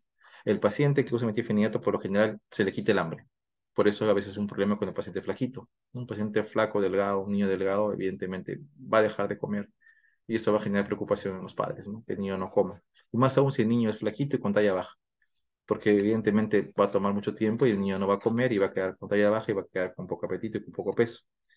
Ahora, precisamente también por eso hablan de vacaciones terapéuticas, ¿no? No le das todo vacaciones y el niño evidentemente allí va a comer normal. Otra salida sería, por ejemplo, que el niño tome las medicinas después de tomar sus alimentos, ¿no? Después del desayuno y después del almuerzo. En este caso no va a haber inapetencia, ¿no? Obviamente. Otro efecto que se ve bastante en niños con uso de metilfenidato es el insomnio. Más que todo cuando usan dosis muy, muy tardía, ¿no? Por ejemplo, usa tu dosis de metilfenidato de liberación inmediata 5 de la tarde, por ejemplo, entonces evidentemente el niño va a tener insomnio, ¿no? Pues si es solamente una dosis en la mañana, es raro que tengas insomnio, muy raro.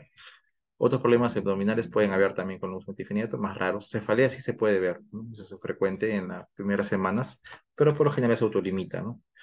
La vida emocional también se puede ver, disforia, se puede ver también irritabilidad, se puede ver. Taquicardia también se puede ver en unos pacientes, ¿no? Por eso algunos psiquiatras piden una evaluación cardiológica previa antes del uso de metilfenidato, ¿no? Cosa que las guías internacionales dicen que no es necesario. Basta simplemente hacer una buena evaluación, una buena historia clínica del paciente y a veces se amerita un examen clínico también de lo que es la parte cardiovascular. Pero si no hay historia de problemas cardiovasculares y no hay clínica de problemas cardiovasculares, no requieren una evaluación cardiológica. Entonces, en ese caso, estaría de más, ¿no? También hablan, acá te ponen lo que dije hace un momento, ¿no? Lo que es el crecimiento, ¿no? Con el uso de esos medicamentos. Ujú. Y también a veces hablan, bueno, varios autores hablan de eso, que crecimiento, pero al fin y al cabo los últimos estudios dicen que los pacientes al fin y al cabo llegan a la talla y al peso adecuado, ¿no? En el transcurso de los años. Quizá más lentamente, pero llegan a lo que deberían crecer o lo que deberían engordar, ¿no? Eso es lo que se ve en lo que son las últimas investigaciones, ¿no? Que vemos ya de los años 2000, por ejemplo, ¿no? Eso es lo que veo al final. Los inicios, las primeras investigaciones sí decían un efecto que era muy ostensible, muy visto, ¿no? Pero las últimas ya dicen que el efecto no es tanto. Ujú. Acá vemos los últimos estudios, por ejemplo, que le muestro lo de Biderman, que nos dicen eso, ¿no? Que no es tanto la falta de crecimiento. En todo caso, es igual al final.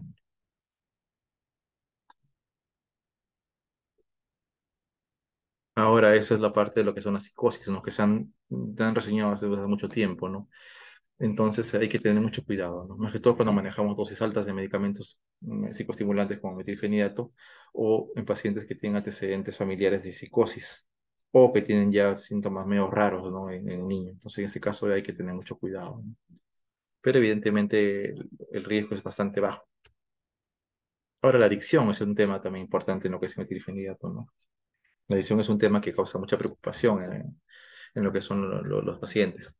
Y esto va a generar que los padres muchas veces no quieran dar el medicamento a los niños, ¿no? Por el miedo a que el paciente sea adicto al metilfenidato. En realidad, el metilfenidato, cuando se usa en la forma como se indica, tiene un riesgo bajo de abuso, ¿no? Los que abusan de metilfenidato es porque realmente pues no requieren y la están usando porque sí, como forma recreativa, porque lo snifan o lo preparan, ¿no? Pero aquella persona que tiene TH y lo usa para su condición, realmente no va a encontrar un efecto pues agradable de metilfenidato, no lo va a euforizar, no le va a dar mayor placer. Además, algunos lo toman como algo no muy agradable porque se sienten un poco lentos, se sienten un poco, quizás de repente no tan rápidos como antes, ¿no? Entonces, porque se ven encasillados o tensión, ¿no? Entonces, no de un efecto euforizante netamente. Entonces, la adicción en realidad es algo que no es tan frecuente. Es más frecuente ser adicto al Prazolam que ser adicto a lo que es metilfenidato, por decir un ejemplo, como un medicamento que se usa más y que es más, se usa en forma de receta libre. Metilfenidato requiere una receta especial, una receta por triplicado que solamente algunos médicos tienen la capacidad de recetar, por ejemplo.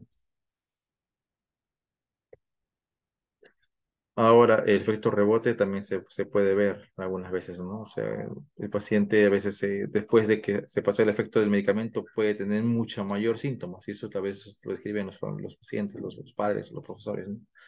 Y eso a veces genera que el paciente pues requiere una nueva dosis, antes de que venga este rebote y el paciente sea más disruptivo.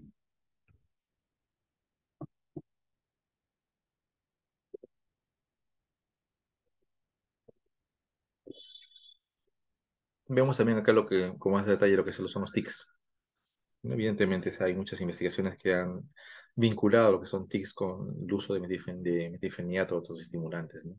Y entonces eso genera que algunos autores pongan como una contraindicación el uso de estos medicamentos en pacientes con TICs, ¿no? Porque los peora. Es cierto, sí, yo he visto pacientes que han empeorado con TICs con metilfenidato, o hay algunos que han aparecido TICs de nuevo. O sea, no tenían nada y empezaron con los TICs, ¿no? En ese caso se ha rotado la atomocetina y la respuesta ha sido buena. Más investigaciones acerca al respecto, ¿no? Acerca de lo que son los TICs. Y lo que evidentemente son los drogas aprobadas para uso en niños y adolescentes, tanto los estimulantes como los no estimulantes. Los estimulantes ya hablamos de los que son los anfetamínicos y lo que es el metilfenidato, ¿no? Anfetamínicos que no hay en Perú, hay en Estados Unidos, y lo que es metilfenidato que sí hay en Perú. Y no estimulantes, más usado la tomoxetina y otros que son agonistas alfa-adrenérgicos que no hay en Perú, como la clonidina y la guanfacina, ¿no? Metilfenidato ya hemos hablado de la aprobación mayor de 6 años, de cómo se inicia, ¿no? A veces con 5 miligramos en la mañana, a veces una sola vez al día y luego va subiendo, ¿no? 2 veces al día sin necesidad, si es que la clase de repente son hasta las 3 de la tarde, por ejemplo. La dosis máxima es 60 miligramos, aunque unos niños llegado hasta los 80, a veces hasta 100 cuando son muy grandes o muy obesos. Dosis óptimas, que también algunos hablan por kilo peso. Y evidentemente vamos a ver algunas. algunas situaciones importantes.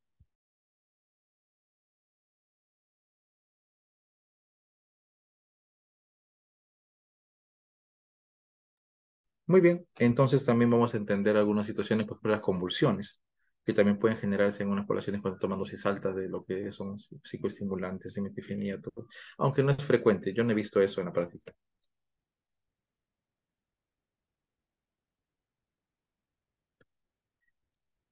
Ahora, en poblaciones especiales, por ejemplo, dije de preescolares, ¿no? Algunos estudios hay, pero limitados, y que se ha visto que sí tienen efecto, pero no está aprobado por la FDA y a veces es un poco pues, difícil de utilizar. Yo sí he utilizado en niños preescolares y la respuesta ha sido buena, por lo general. Retraso mental. Bueno, a algunos no les gusta dar medicamentos de ese tipo a retrasados mentales, pero yo he visto que en realidad van bien y también la evidencia dice que también van bien.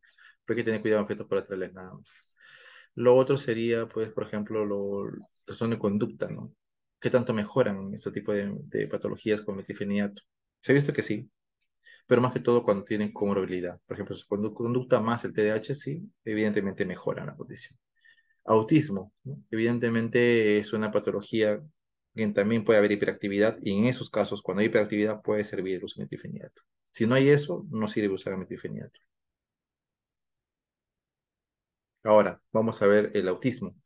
Es una condición también frecuente, ¿no? Ahora se ve mucho más que antes y lo preocupante del autismo, en el punto de vista psiquiátrico y lo que nosotros manejamos, lo que manejamos en psiquiatría es la conducta irritable o agresiva del autista. No nos enfocamos sobre sociabilidad porque eso no hay ningún medicamento que mejore sociabilidad, ni tampoco sobre lenguaje estereotipado, ni sobre los manerismos, porque no hay muchos medicamentos que mejoren eso. Pero lo que sí se ha demostrado que mejora la conducta agresiva o irritable son los antipsicóticos, y eso está aprobado por la FDA y todo, ¿no? Entonces, eso es lo que manejamos para autismo. La conducta irritable agresiva o esa escasa tolerancia a frustración que tiene un autista, ¿no?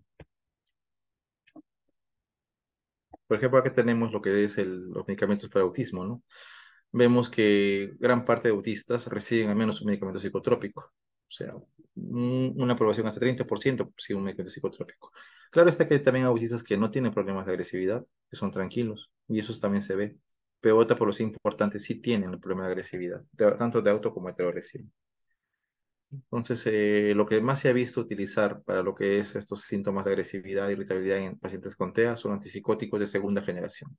No se usa mucho antipsicóticos de primera generación, no se usa más de segunda generación, pero se ha visto que ambas generaciones son eficaces para tratar la irritabilidad en niños con TEA. Entonces, se ha visto que en algunos medios, por ejemplo, esto de que es en Gran Bretaña, lo que más se usa para este tipo de poblaciones es la risperidona y epiprazol, ¿no? Que es lo que también se ve acá. Pero acá me parece que la proporción sería mucho mayor para risperidona, ¿no? Pienso que sería como 80% y el otro sería pues 20%, o quizás aún más, por muchos factores, ¿no? Y quizás el principal sería el factor económico, ¿no? Que la risperidona es mucho más barata que el epiprazol. Ahora, ¿por qué se usa más atípicos que típicos? ¿No? Son eficaces. Evidentemente, el riesgo de sepsis es algo importante y algo que tienen las personas preocupadas, ¿no? Los síntomas piramidales son frecuentes, más frecuentes cuando uno usa un típico que un atípico, aunque no está libre de ello cuando usa dosis altas, ¿no? Pero el problema no es tan sencillo, porque el uso de atípicos muchas veces se asocia más a problemas metabólicos, más a problemas cardiovasculares, que también es una situación importante de observar. Ahora, en la parte metabólica, evidentemente, también tenemos lo que es los perfiles lipídicos anormales y MC incrementado y todo lo demás, que se ve bastante en los atípicos. A la cabeza con la clozapina, olanzapina y la quetiapina. Y también puede haber con la risperidona, pero un perfil así moderado, ¿no? Pero también un perfil que no es tan bueno, ¿no? En comparación al aripiprazol. Ahora, risperidona es un medicamento que usamos bastante para lo que es el autismo. Es un medicamento bastante cómodo, un medicamento bastante eficaz y que tiene un mecanismo de acción que no solamente actúa sobre lo que es el receptor de dopamina, sino también sobre serotonina, ¿no? Que eso haría que tenga un perfil diferente a un antipsicótico típico, que solamente es un bloqueante de dos. La farmacocinética, evidentemente, ¿no? A nivel del hígado, a nivel del citocromo 2 de 6, ¿no? Que genera también algunos medicamentos que son metabolitos. Las indicaciones aprobadas por la FDA para lo que es la risperidona, la esquizofrenia, la manía y la irritabilidad asociada a autismo a partir de los 5 años o 16 años también es usado la risperidona, ¿no? No aprobadas son bueno, depresión bipolar, son bipolar, problema de conducta en demencia, problema de conducta en niños adolescentes, este tipo de cosas. Y en autismo hay muchos estudios, ¿no? Relacionados con lo que es el uso de la risperidona, ¿no? Desde la década de los 90 hasta estudios más recientes en lo que son los años 2000, estudios ya mejor diseñados y con una población mucho mayor, ¿no? En los cuales se ve que en este núcleo de síntomas hay una gran mejoría con el uso de lo que es la risperidona. Aparte de ello, también hay que ver algunos aspectos importantes, por ejemplo, la capacidad cognitiva, ¿no? Algunos autores han planteado de que cuando un paciente usa medicamentos psiquiátricos antipsicóticos, altera la capacidad cognitiva, ¿no? Alteran lo que es la capacidad de aprendizaje, lo que es la capacidad de lucubración. Pero se han hecho estudios en los cuales se han hecho evaluaciones neuropsicológicas y no hay una variación en la parte cognitiva del paciente que utiliza psicofármacos de ese tipo, ¿no? Lo otro sería importante la edad y la dosis, ¿no? Entonces, también se podría dar risperidona a preescolares, ¿no? A pesar de que la aprobación por FDA a partir de 6 años, se podría dar la risperidona, perdón, a estas poblaciones de preescolares con una buena respuesta, ¿no? Otra parte es importante, por ejemplo, tenemos acá lo que es sequedad de boca, sedación, es lo que se da bastante, por eso tenemos a darle de noche lo que es la risperidona. Aumento de peso también se puede ver con efecto metabólico moderado. También se ve enuresis, sí, se ve eso. Diarrea no tanto, estreñimiento tampoco. Marcha normal. Sí, la diarrea también se puede ver cuando son más altas, ¿no? Y aparte también puede haber, como dije hace un momento, la parte metabólica, aumento de apetito. Confusión, no sé si se ve, ¿no? Rinitis, se ve mucho en niños que usan risperidona. Fatiga, enuresis y somnolencia, que también se ve bastante, ¿no? Igual, tenemos acá la risperidona, aumento de peso, ¿no? Que es algo que se ha visto, la parte metabólica. Tenemos que el hecho también de ver que comparado a la olanzapina, bueno, la risperidona también puede ocasionar aumento de peso, pero no tanto. Y la parte hormonal sí es muy importante, ¿no? La parte de lo que es la prolactina, ¿no? La elevación de prolactina que se produce bastante con lo que es la risperidona. En unos casos genera la aparición de la galactorrea, que incomoda bastante a la paciente o al paciente y hace que retire el medicamento, ¿no? Entonces hay que tener en cuenta ese aspecto y preguntarlo siempre, ¿no? Cuando tenemos un paciente usando de risperidona, de sexo femenino, ¿no? Ahora, ¿cuánto tiempo dar el medicamento en el niño autista? Es algo importante. Algunos plantean dar no menos de 6 meses un tratamiento. ¿Por qué? Porque cuando se le ha dado un mes a este niño con irritabilidad y autismo, muchas veces estas conductas van a caer nuevamente, van a recaer o van a suspenderse por un tiempo corto y va a volver otra vez a la agresividad.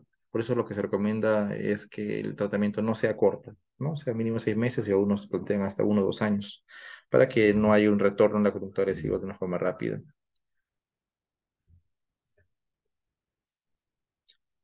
Igual tenemos revisiones sistemáticas al respecto de esto, ¿no? De lo que es el uso de risperidona, el manejo de lo que son los efectos colaterales importantes. Ujú.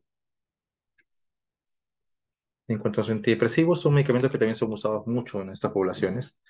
Son usados en la población de los niños que tienen ansiedad o depresión, o también enuresis, ¿no? La indicación de antidepresivos es bastante amplia, ¿no? Tenemos que tener en cuenta que cuando uno habla de un antidepresivo no quiere decir simplemente que sea para depresión, ¿no? El antidepresivo puede usarse para manejar fobia, TOC, este es postraumático, ansiedad generalizada, depresión en sí, enuresis nocturna. Varias condiciones pueden ser manejadas como antidepresivo. Así es que tenemos que tener en cuenta eso, ¿no? Y los más usados de los antidepresivos en niños son los ISRS, ¿no? Los inhibidores activos de la captación de serotonina, que son los más utilizados y que son bastante seguros en sobredosis, ¿no? El niño toma la sobredosis y no va a pasar nada, no se va a morir. Pero evidentemente son medicamentos que van a tener un rol muy importante en nuestra quehacer en psiquiatría de niños y adolescentes, ¿no? También importante decir que estos medicamentos son seguros en sobredosis y que evidentemente tienen una gran eficacia.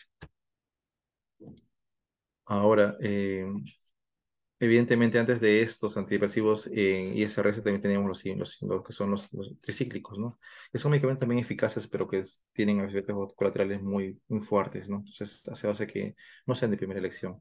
Aparte también, igual que los IMAO, igual que el litio, tienen un rango terapéutico bastante estrecho, que hace que puedan ser letales en sobredosis. Entonces hay que tener mucho cuidado con el uso de tricíclicos en sobredosis porque sí pueden ser letales. Acá tenemos un poco sobre la imipramina, ¿no? Que es algo que se utiliza para lo que es la enuresis nocturna. Acá en Perú no tenemos imipramina, tenemos lo que es la clomipramina, que también se utiliza para lo que es enuresis nocturna, con una respuesta parcial, ¿no? No es una respuesta también totalmente buena para los niños enuréticos. Ahora vemos acá las profesiones de FDA para la fluoxetina, por ejemplo, ¿no? Mayores de 8 años, citalopram mayores de 12 años, por ejemplo, ¿no? Y para TOC, sertralina, mayores de 6 años, fluoxetina mayores de 7 años y fluoxamina mayores de 8 años. Entonces vemos acá que hay varias aprobaciones del FDA, tanto para lo que es ansiedad como depresión, en los ISRS. Bueno, efectos adversos que se van a ver en niños, ¿no? Diferentes a lo que son los efectos adversos en adultos. Si nos vamos a adultos, vamos a ver que lo que se presenta más en adultos son tres cosas, ¿no? Problemas gastrointestinales, cefalea y problemas sexuales, ¿no? Y en niños hay otras cosas, ¿no? Por ejemplo, lo que son la somnolencia, a veces lo que es activación, ¿no? O sea, el niño se pone más activo, se pone de repente enérgico. Y también la parte gastrointestinal, que también es un efecto que se ve importantemente. En la parte sexual no se ve tanto, a no ser que sea un adolescente, y tampoco tanto la cefalea. Bueno, que tenemos un poco acerca de lo que son los efectos de activación, que es lo que más nos preocupa en los niños, que el niño se ponga demasiado pilas, demasiado inquieto, y que es un aspecto que también nos puede preocupar. Y ya menos preocupante para nosotros la parte sexual, que como digo, más preocupa la parte de adultez temprana o de repente adolescencia muy tardía, ¿no? Descontinuación es un efecto adverso también importante, ¿no? El hecho de que a veces toman antidepresivos y un momento dicen, voy a dejar la medicación de golpe. Y ocurre un síndrome de descontinuación bastante fuerte, ¿no? Con náuseas, vómitos, diarrea, cansancio y muchas cosas más. Cuando uno quita el medicamento antidepresivo de golpe, ¿no? Hay que quitarlo, pues, de forma paulatina, ¿no? De repente empezamos con bajar a la mitad, luego la cuarta parte, luego interdiario y se acabó, ¿no? Eso a veces el lapso de tiempo pues requiere a veces 2 o 3 meses. Así que hay que tener cuidado con eso. ¿Mm?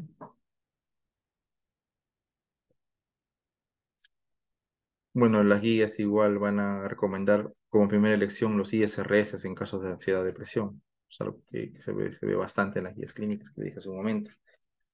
Y se dice que la fluoxetina es un medicamento de los más eficaces para ello, ¿no? Algunos estudios últimos dicen que es más eficaz que todos los antidepresivos en niños y adolescentes, la fluoxetina.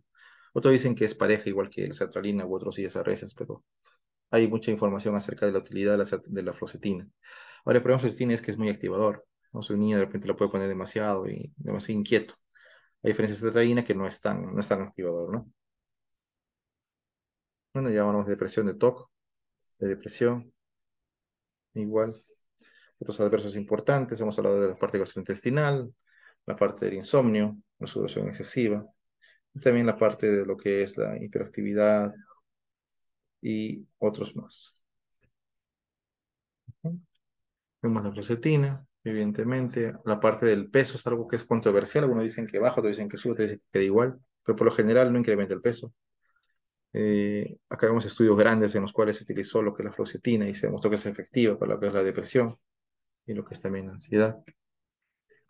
Otras indicaciones de fluoxetina, y hemos visto bastante acerca de ello. Mutismo selectivo es uno de ellos, que también si hay una respuesta adecuada con ellos. He visto buenos casos que han respondido bien. Y sertralina es un medicamento también ICRS, tan aprobado para TOC y otras condiciones más. Se usa bastante en nuestro medio.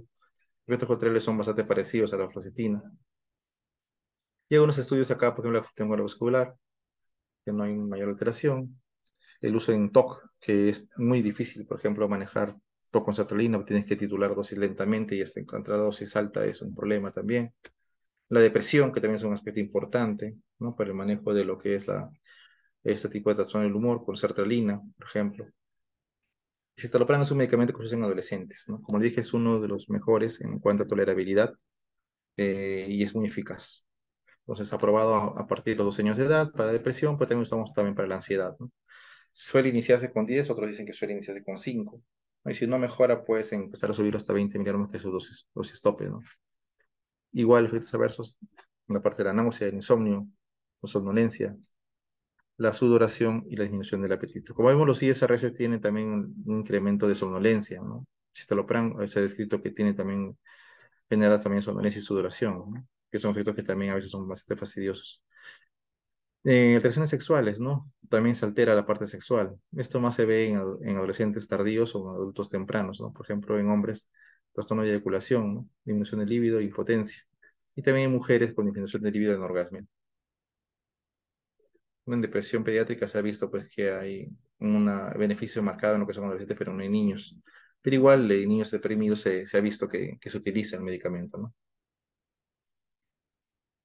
En autismo se da a veces el uso de ISRS para mejorar la conducta estereotipada, ¿no? No es muy frecuente, pero se ha visto. Eso sería un resumen acerca de lo que son el manejo de medicamentos en lo que es psiquiatría. Hay otros medicamentos que también utilizamos. Por ejemplo, podemos utilizar, por ejemplo, el topiramato. El topiramato es un medicamento anticonvulsivo que se utiliza utilizan los neurólogos para el manejo de convulsión, también para el manejo de migraña. En psiquiatría utilizamos topiramato más que todo para lo que es el manejo de impulsividad, el manejo de atracones en la bulimia y también el problema de adicciones en adolescentes. Entonces, el topiramato es un medicamento que utilizamos con cierta frecuencia y con buena respuesta. Otros medicamentos que utilizamos a veces en lo que son niños adolescentes, por ejemplo, es el aloperidol. El haloperidol es un medicamento antipsicótico típico que se utiliza a veces en niños menores de 6 años porque tienen dosificación de gotas. Y a veces esta población puede usar gotas, ¿no? Para evitar dosis muy altas. Aparte de eso, el haloperidol viene también en lo que son ampollas, que se utiliza para lo que son las emergencias, ¿no? Cuando el paciente está muy agresivo, se puede utilizar la ampolla, la mitad de ampolla de 5 miligramos para bajar la agresividad. También tenemos en ampollas de depósito. ¿Esto qué quiere decir? Que algunos pacientes que tienen psicosis, de repente tipo esquizofrenia, no van a que tomar los medicamentos entonces se le pone una ampolla mensual del medicamento para que puedan controlar los síntomas. Entonces, una ampolla de depósito. Y también tenemos lo que son los medicamentos, pues tabletas, por ejemplo, ¿no? Y otro tipo de cosas más. Entonces, como vemos, el haloperidol es un fármaco muy versátil, ¿no? Es un fármaco muy barato y es un fármaco eficaz. Ahora, ¿cuál es el problema del haloperidol? Que si utilizamos mucho haloperidol podemos generar muchas distonías, de repente mucho parkinsonismo, cosas que no se presentan con lo que son los antipsicóticos atípicos o se presentan en una menor proporción. Entonces, esa sería la dificultad con el aripiprazol. ¿Qué más utilizamos de repente? Bueno, ya vamos a hablar de la clomipramina, un medicamento para lo que es la enuresis, lo que es el TOC. Usamos también, ¿cómo se llama? La tomoxetina, en unos casos, por ejemplo, de que no se puede utilizar lo que es el metilfenidato, en pacientes con TDAH y ansiedad, por ejemplo, en pacientes con TDAH y tics, por ejemplo, por decir algunos ejemplos de manejo de lo que es la tomoxetina.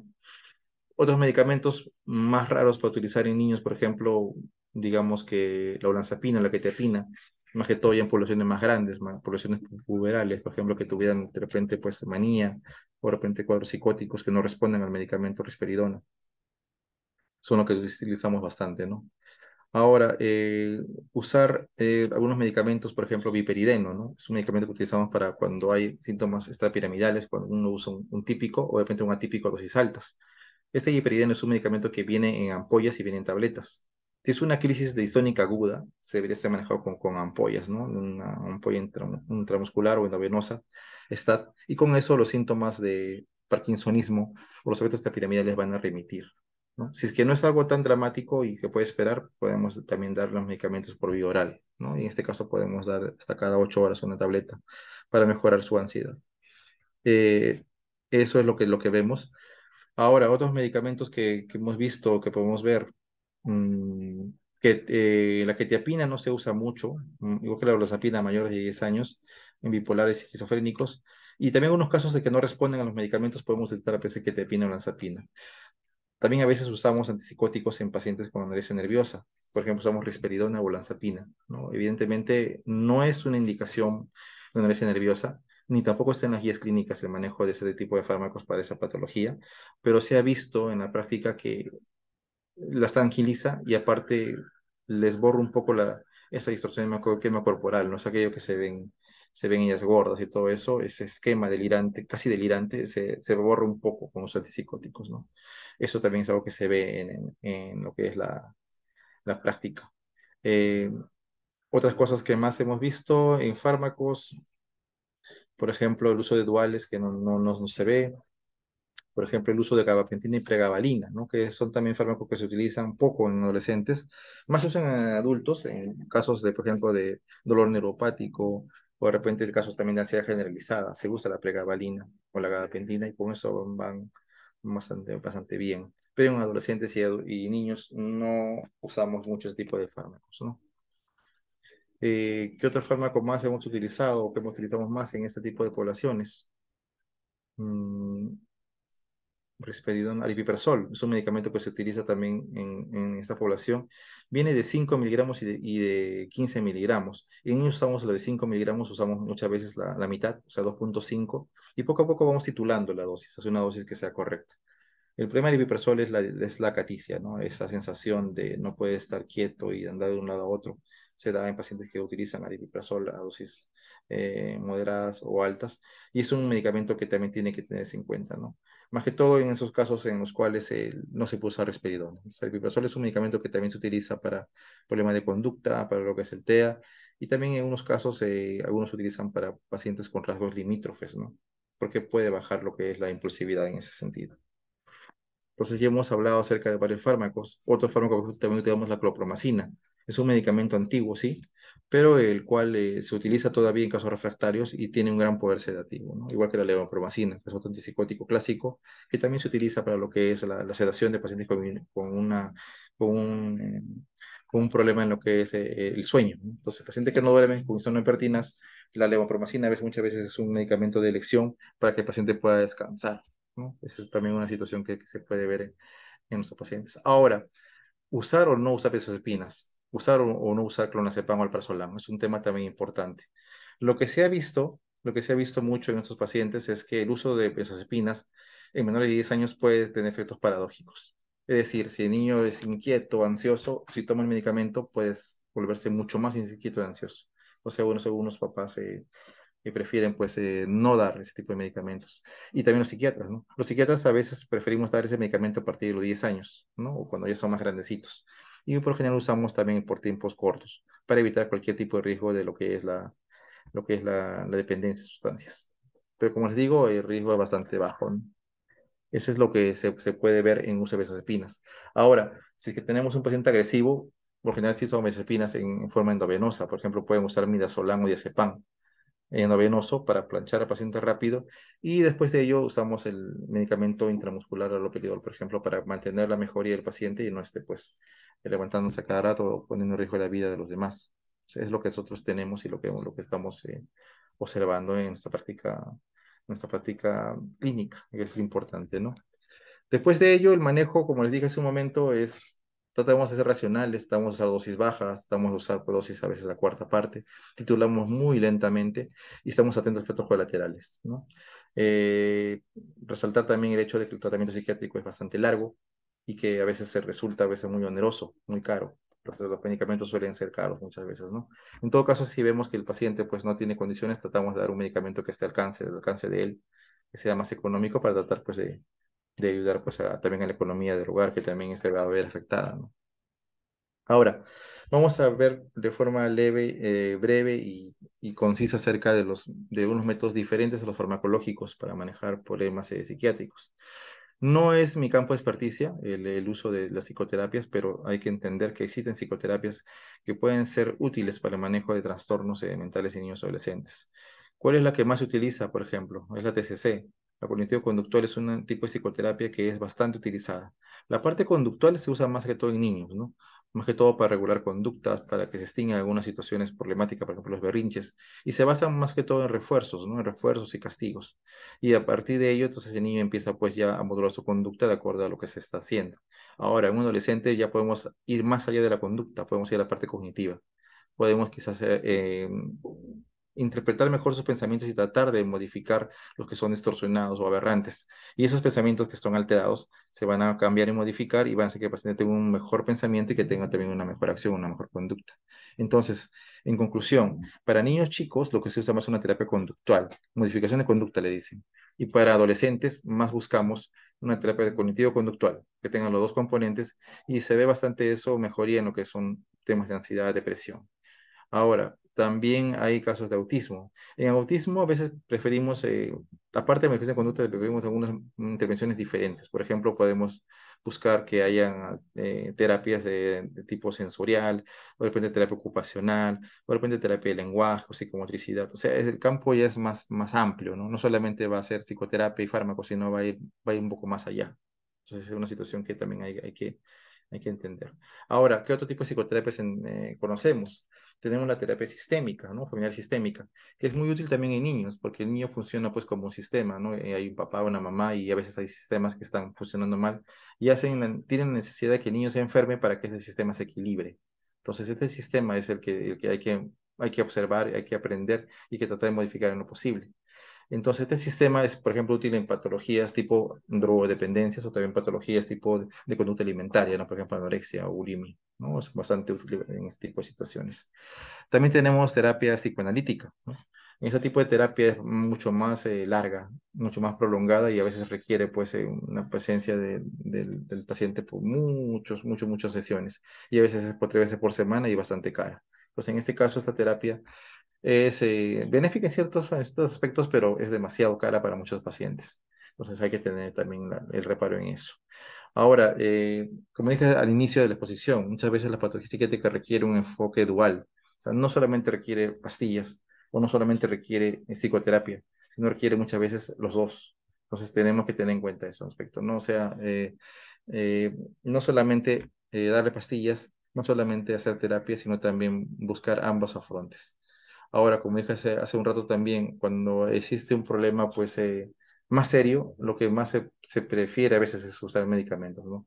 Si un problema es más o menos leve, evidentemente se va a preferir un manejo más light, más suave que ese manejo psicoterapéutico.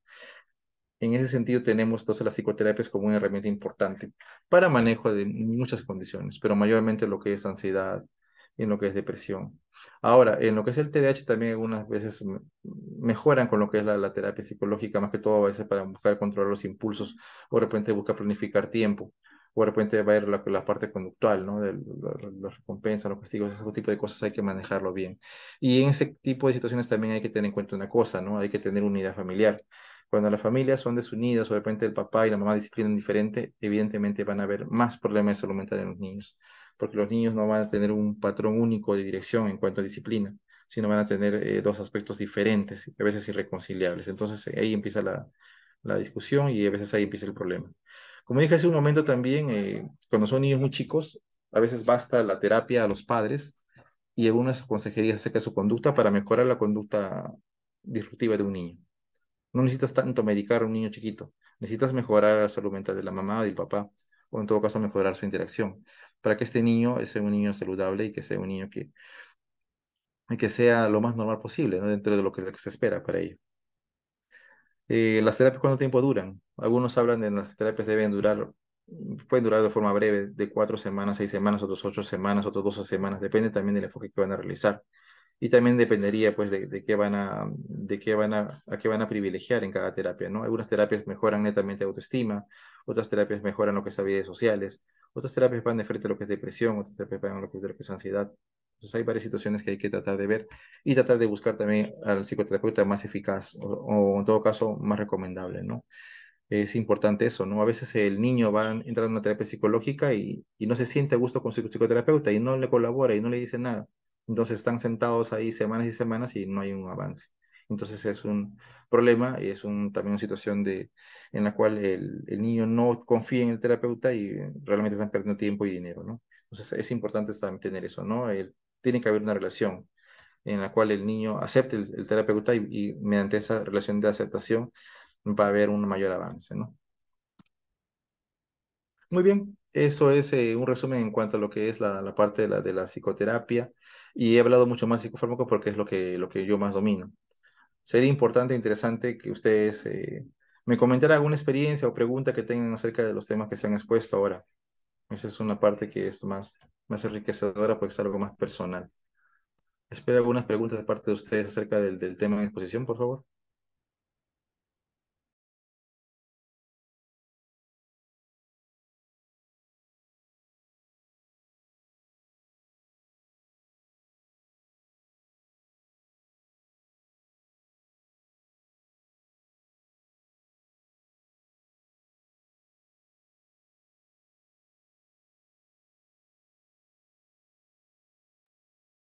Está hablando Graciela, no lo escucho.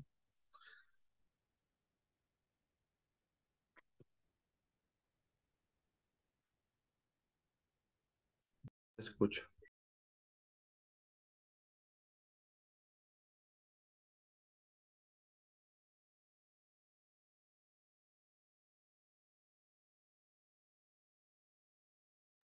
Hola,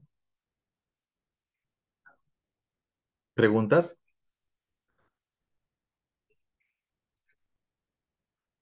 ¿Alguna pregunta de algo en específico que quieran saber acerca de este tratamiento?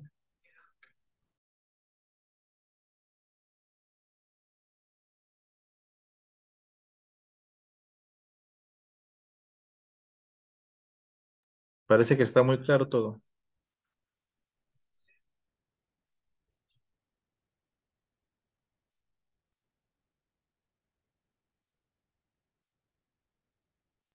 Bueno, ya que parece que no hay preguntas, quizá podemos redondear lo que es las conclusiones de esta exposición, ¿no?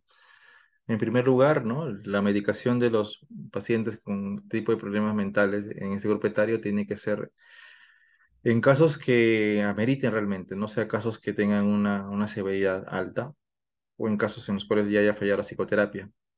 Lo otro es que considerar que hay que tratar a toda la familia, no solamente es medicar al niño, sino también ver las condiciones de salud mental de los padres.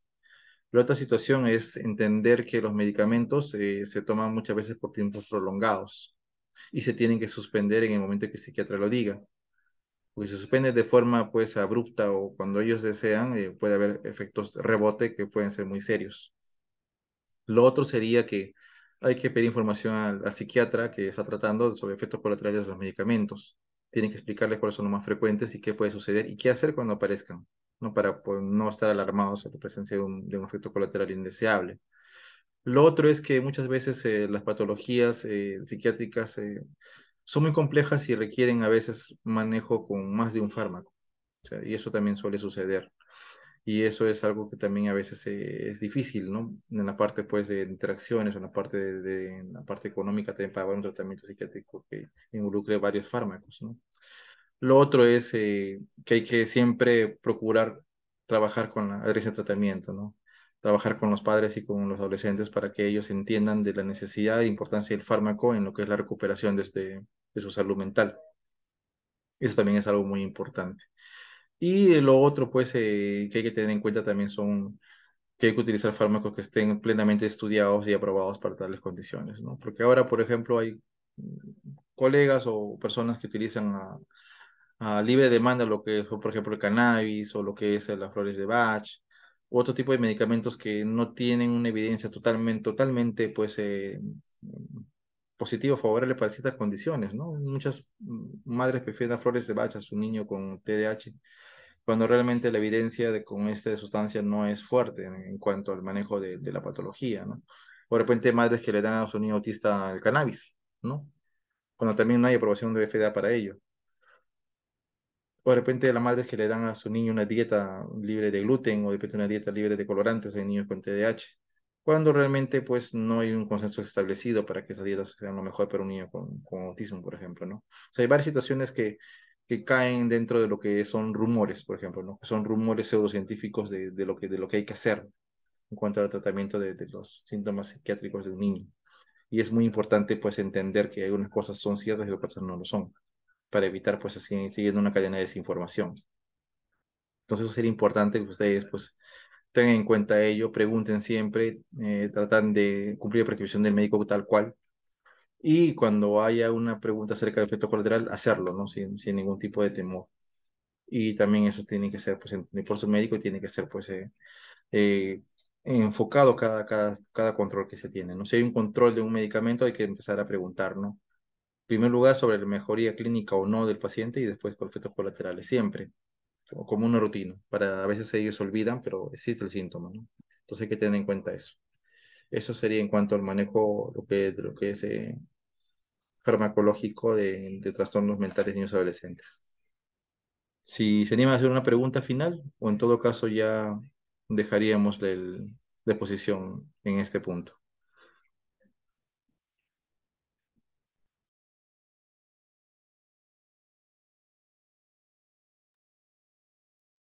Bien, doctor, si no hay preguntas, le agradecemos su participación y a los participantes que han escuchado la conferencia.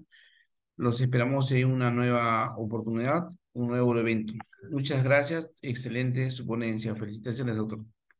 Gracias, gracias por la invitación.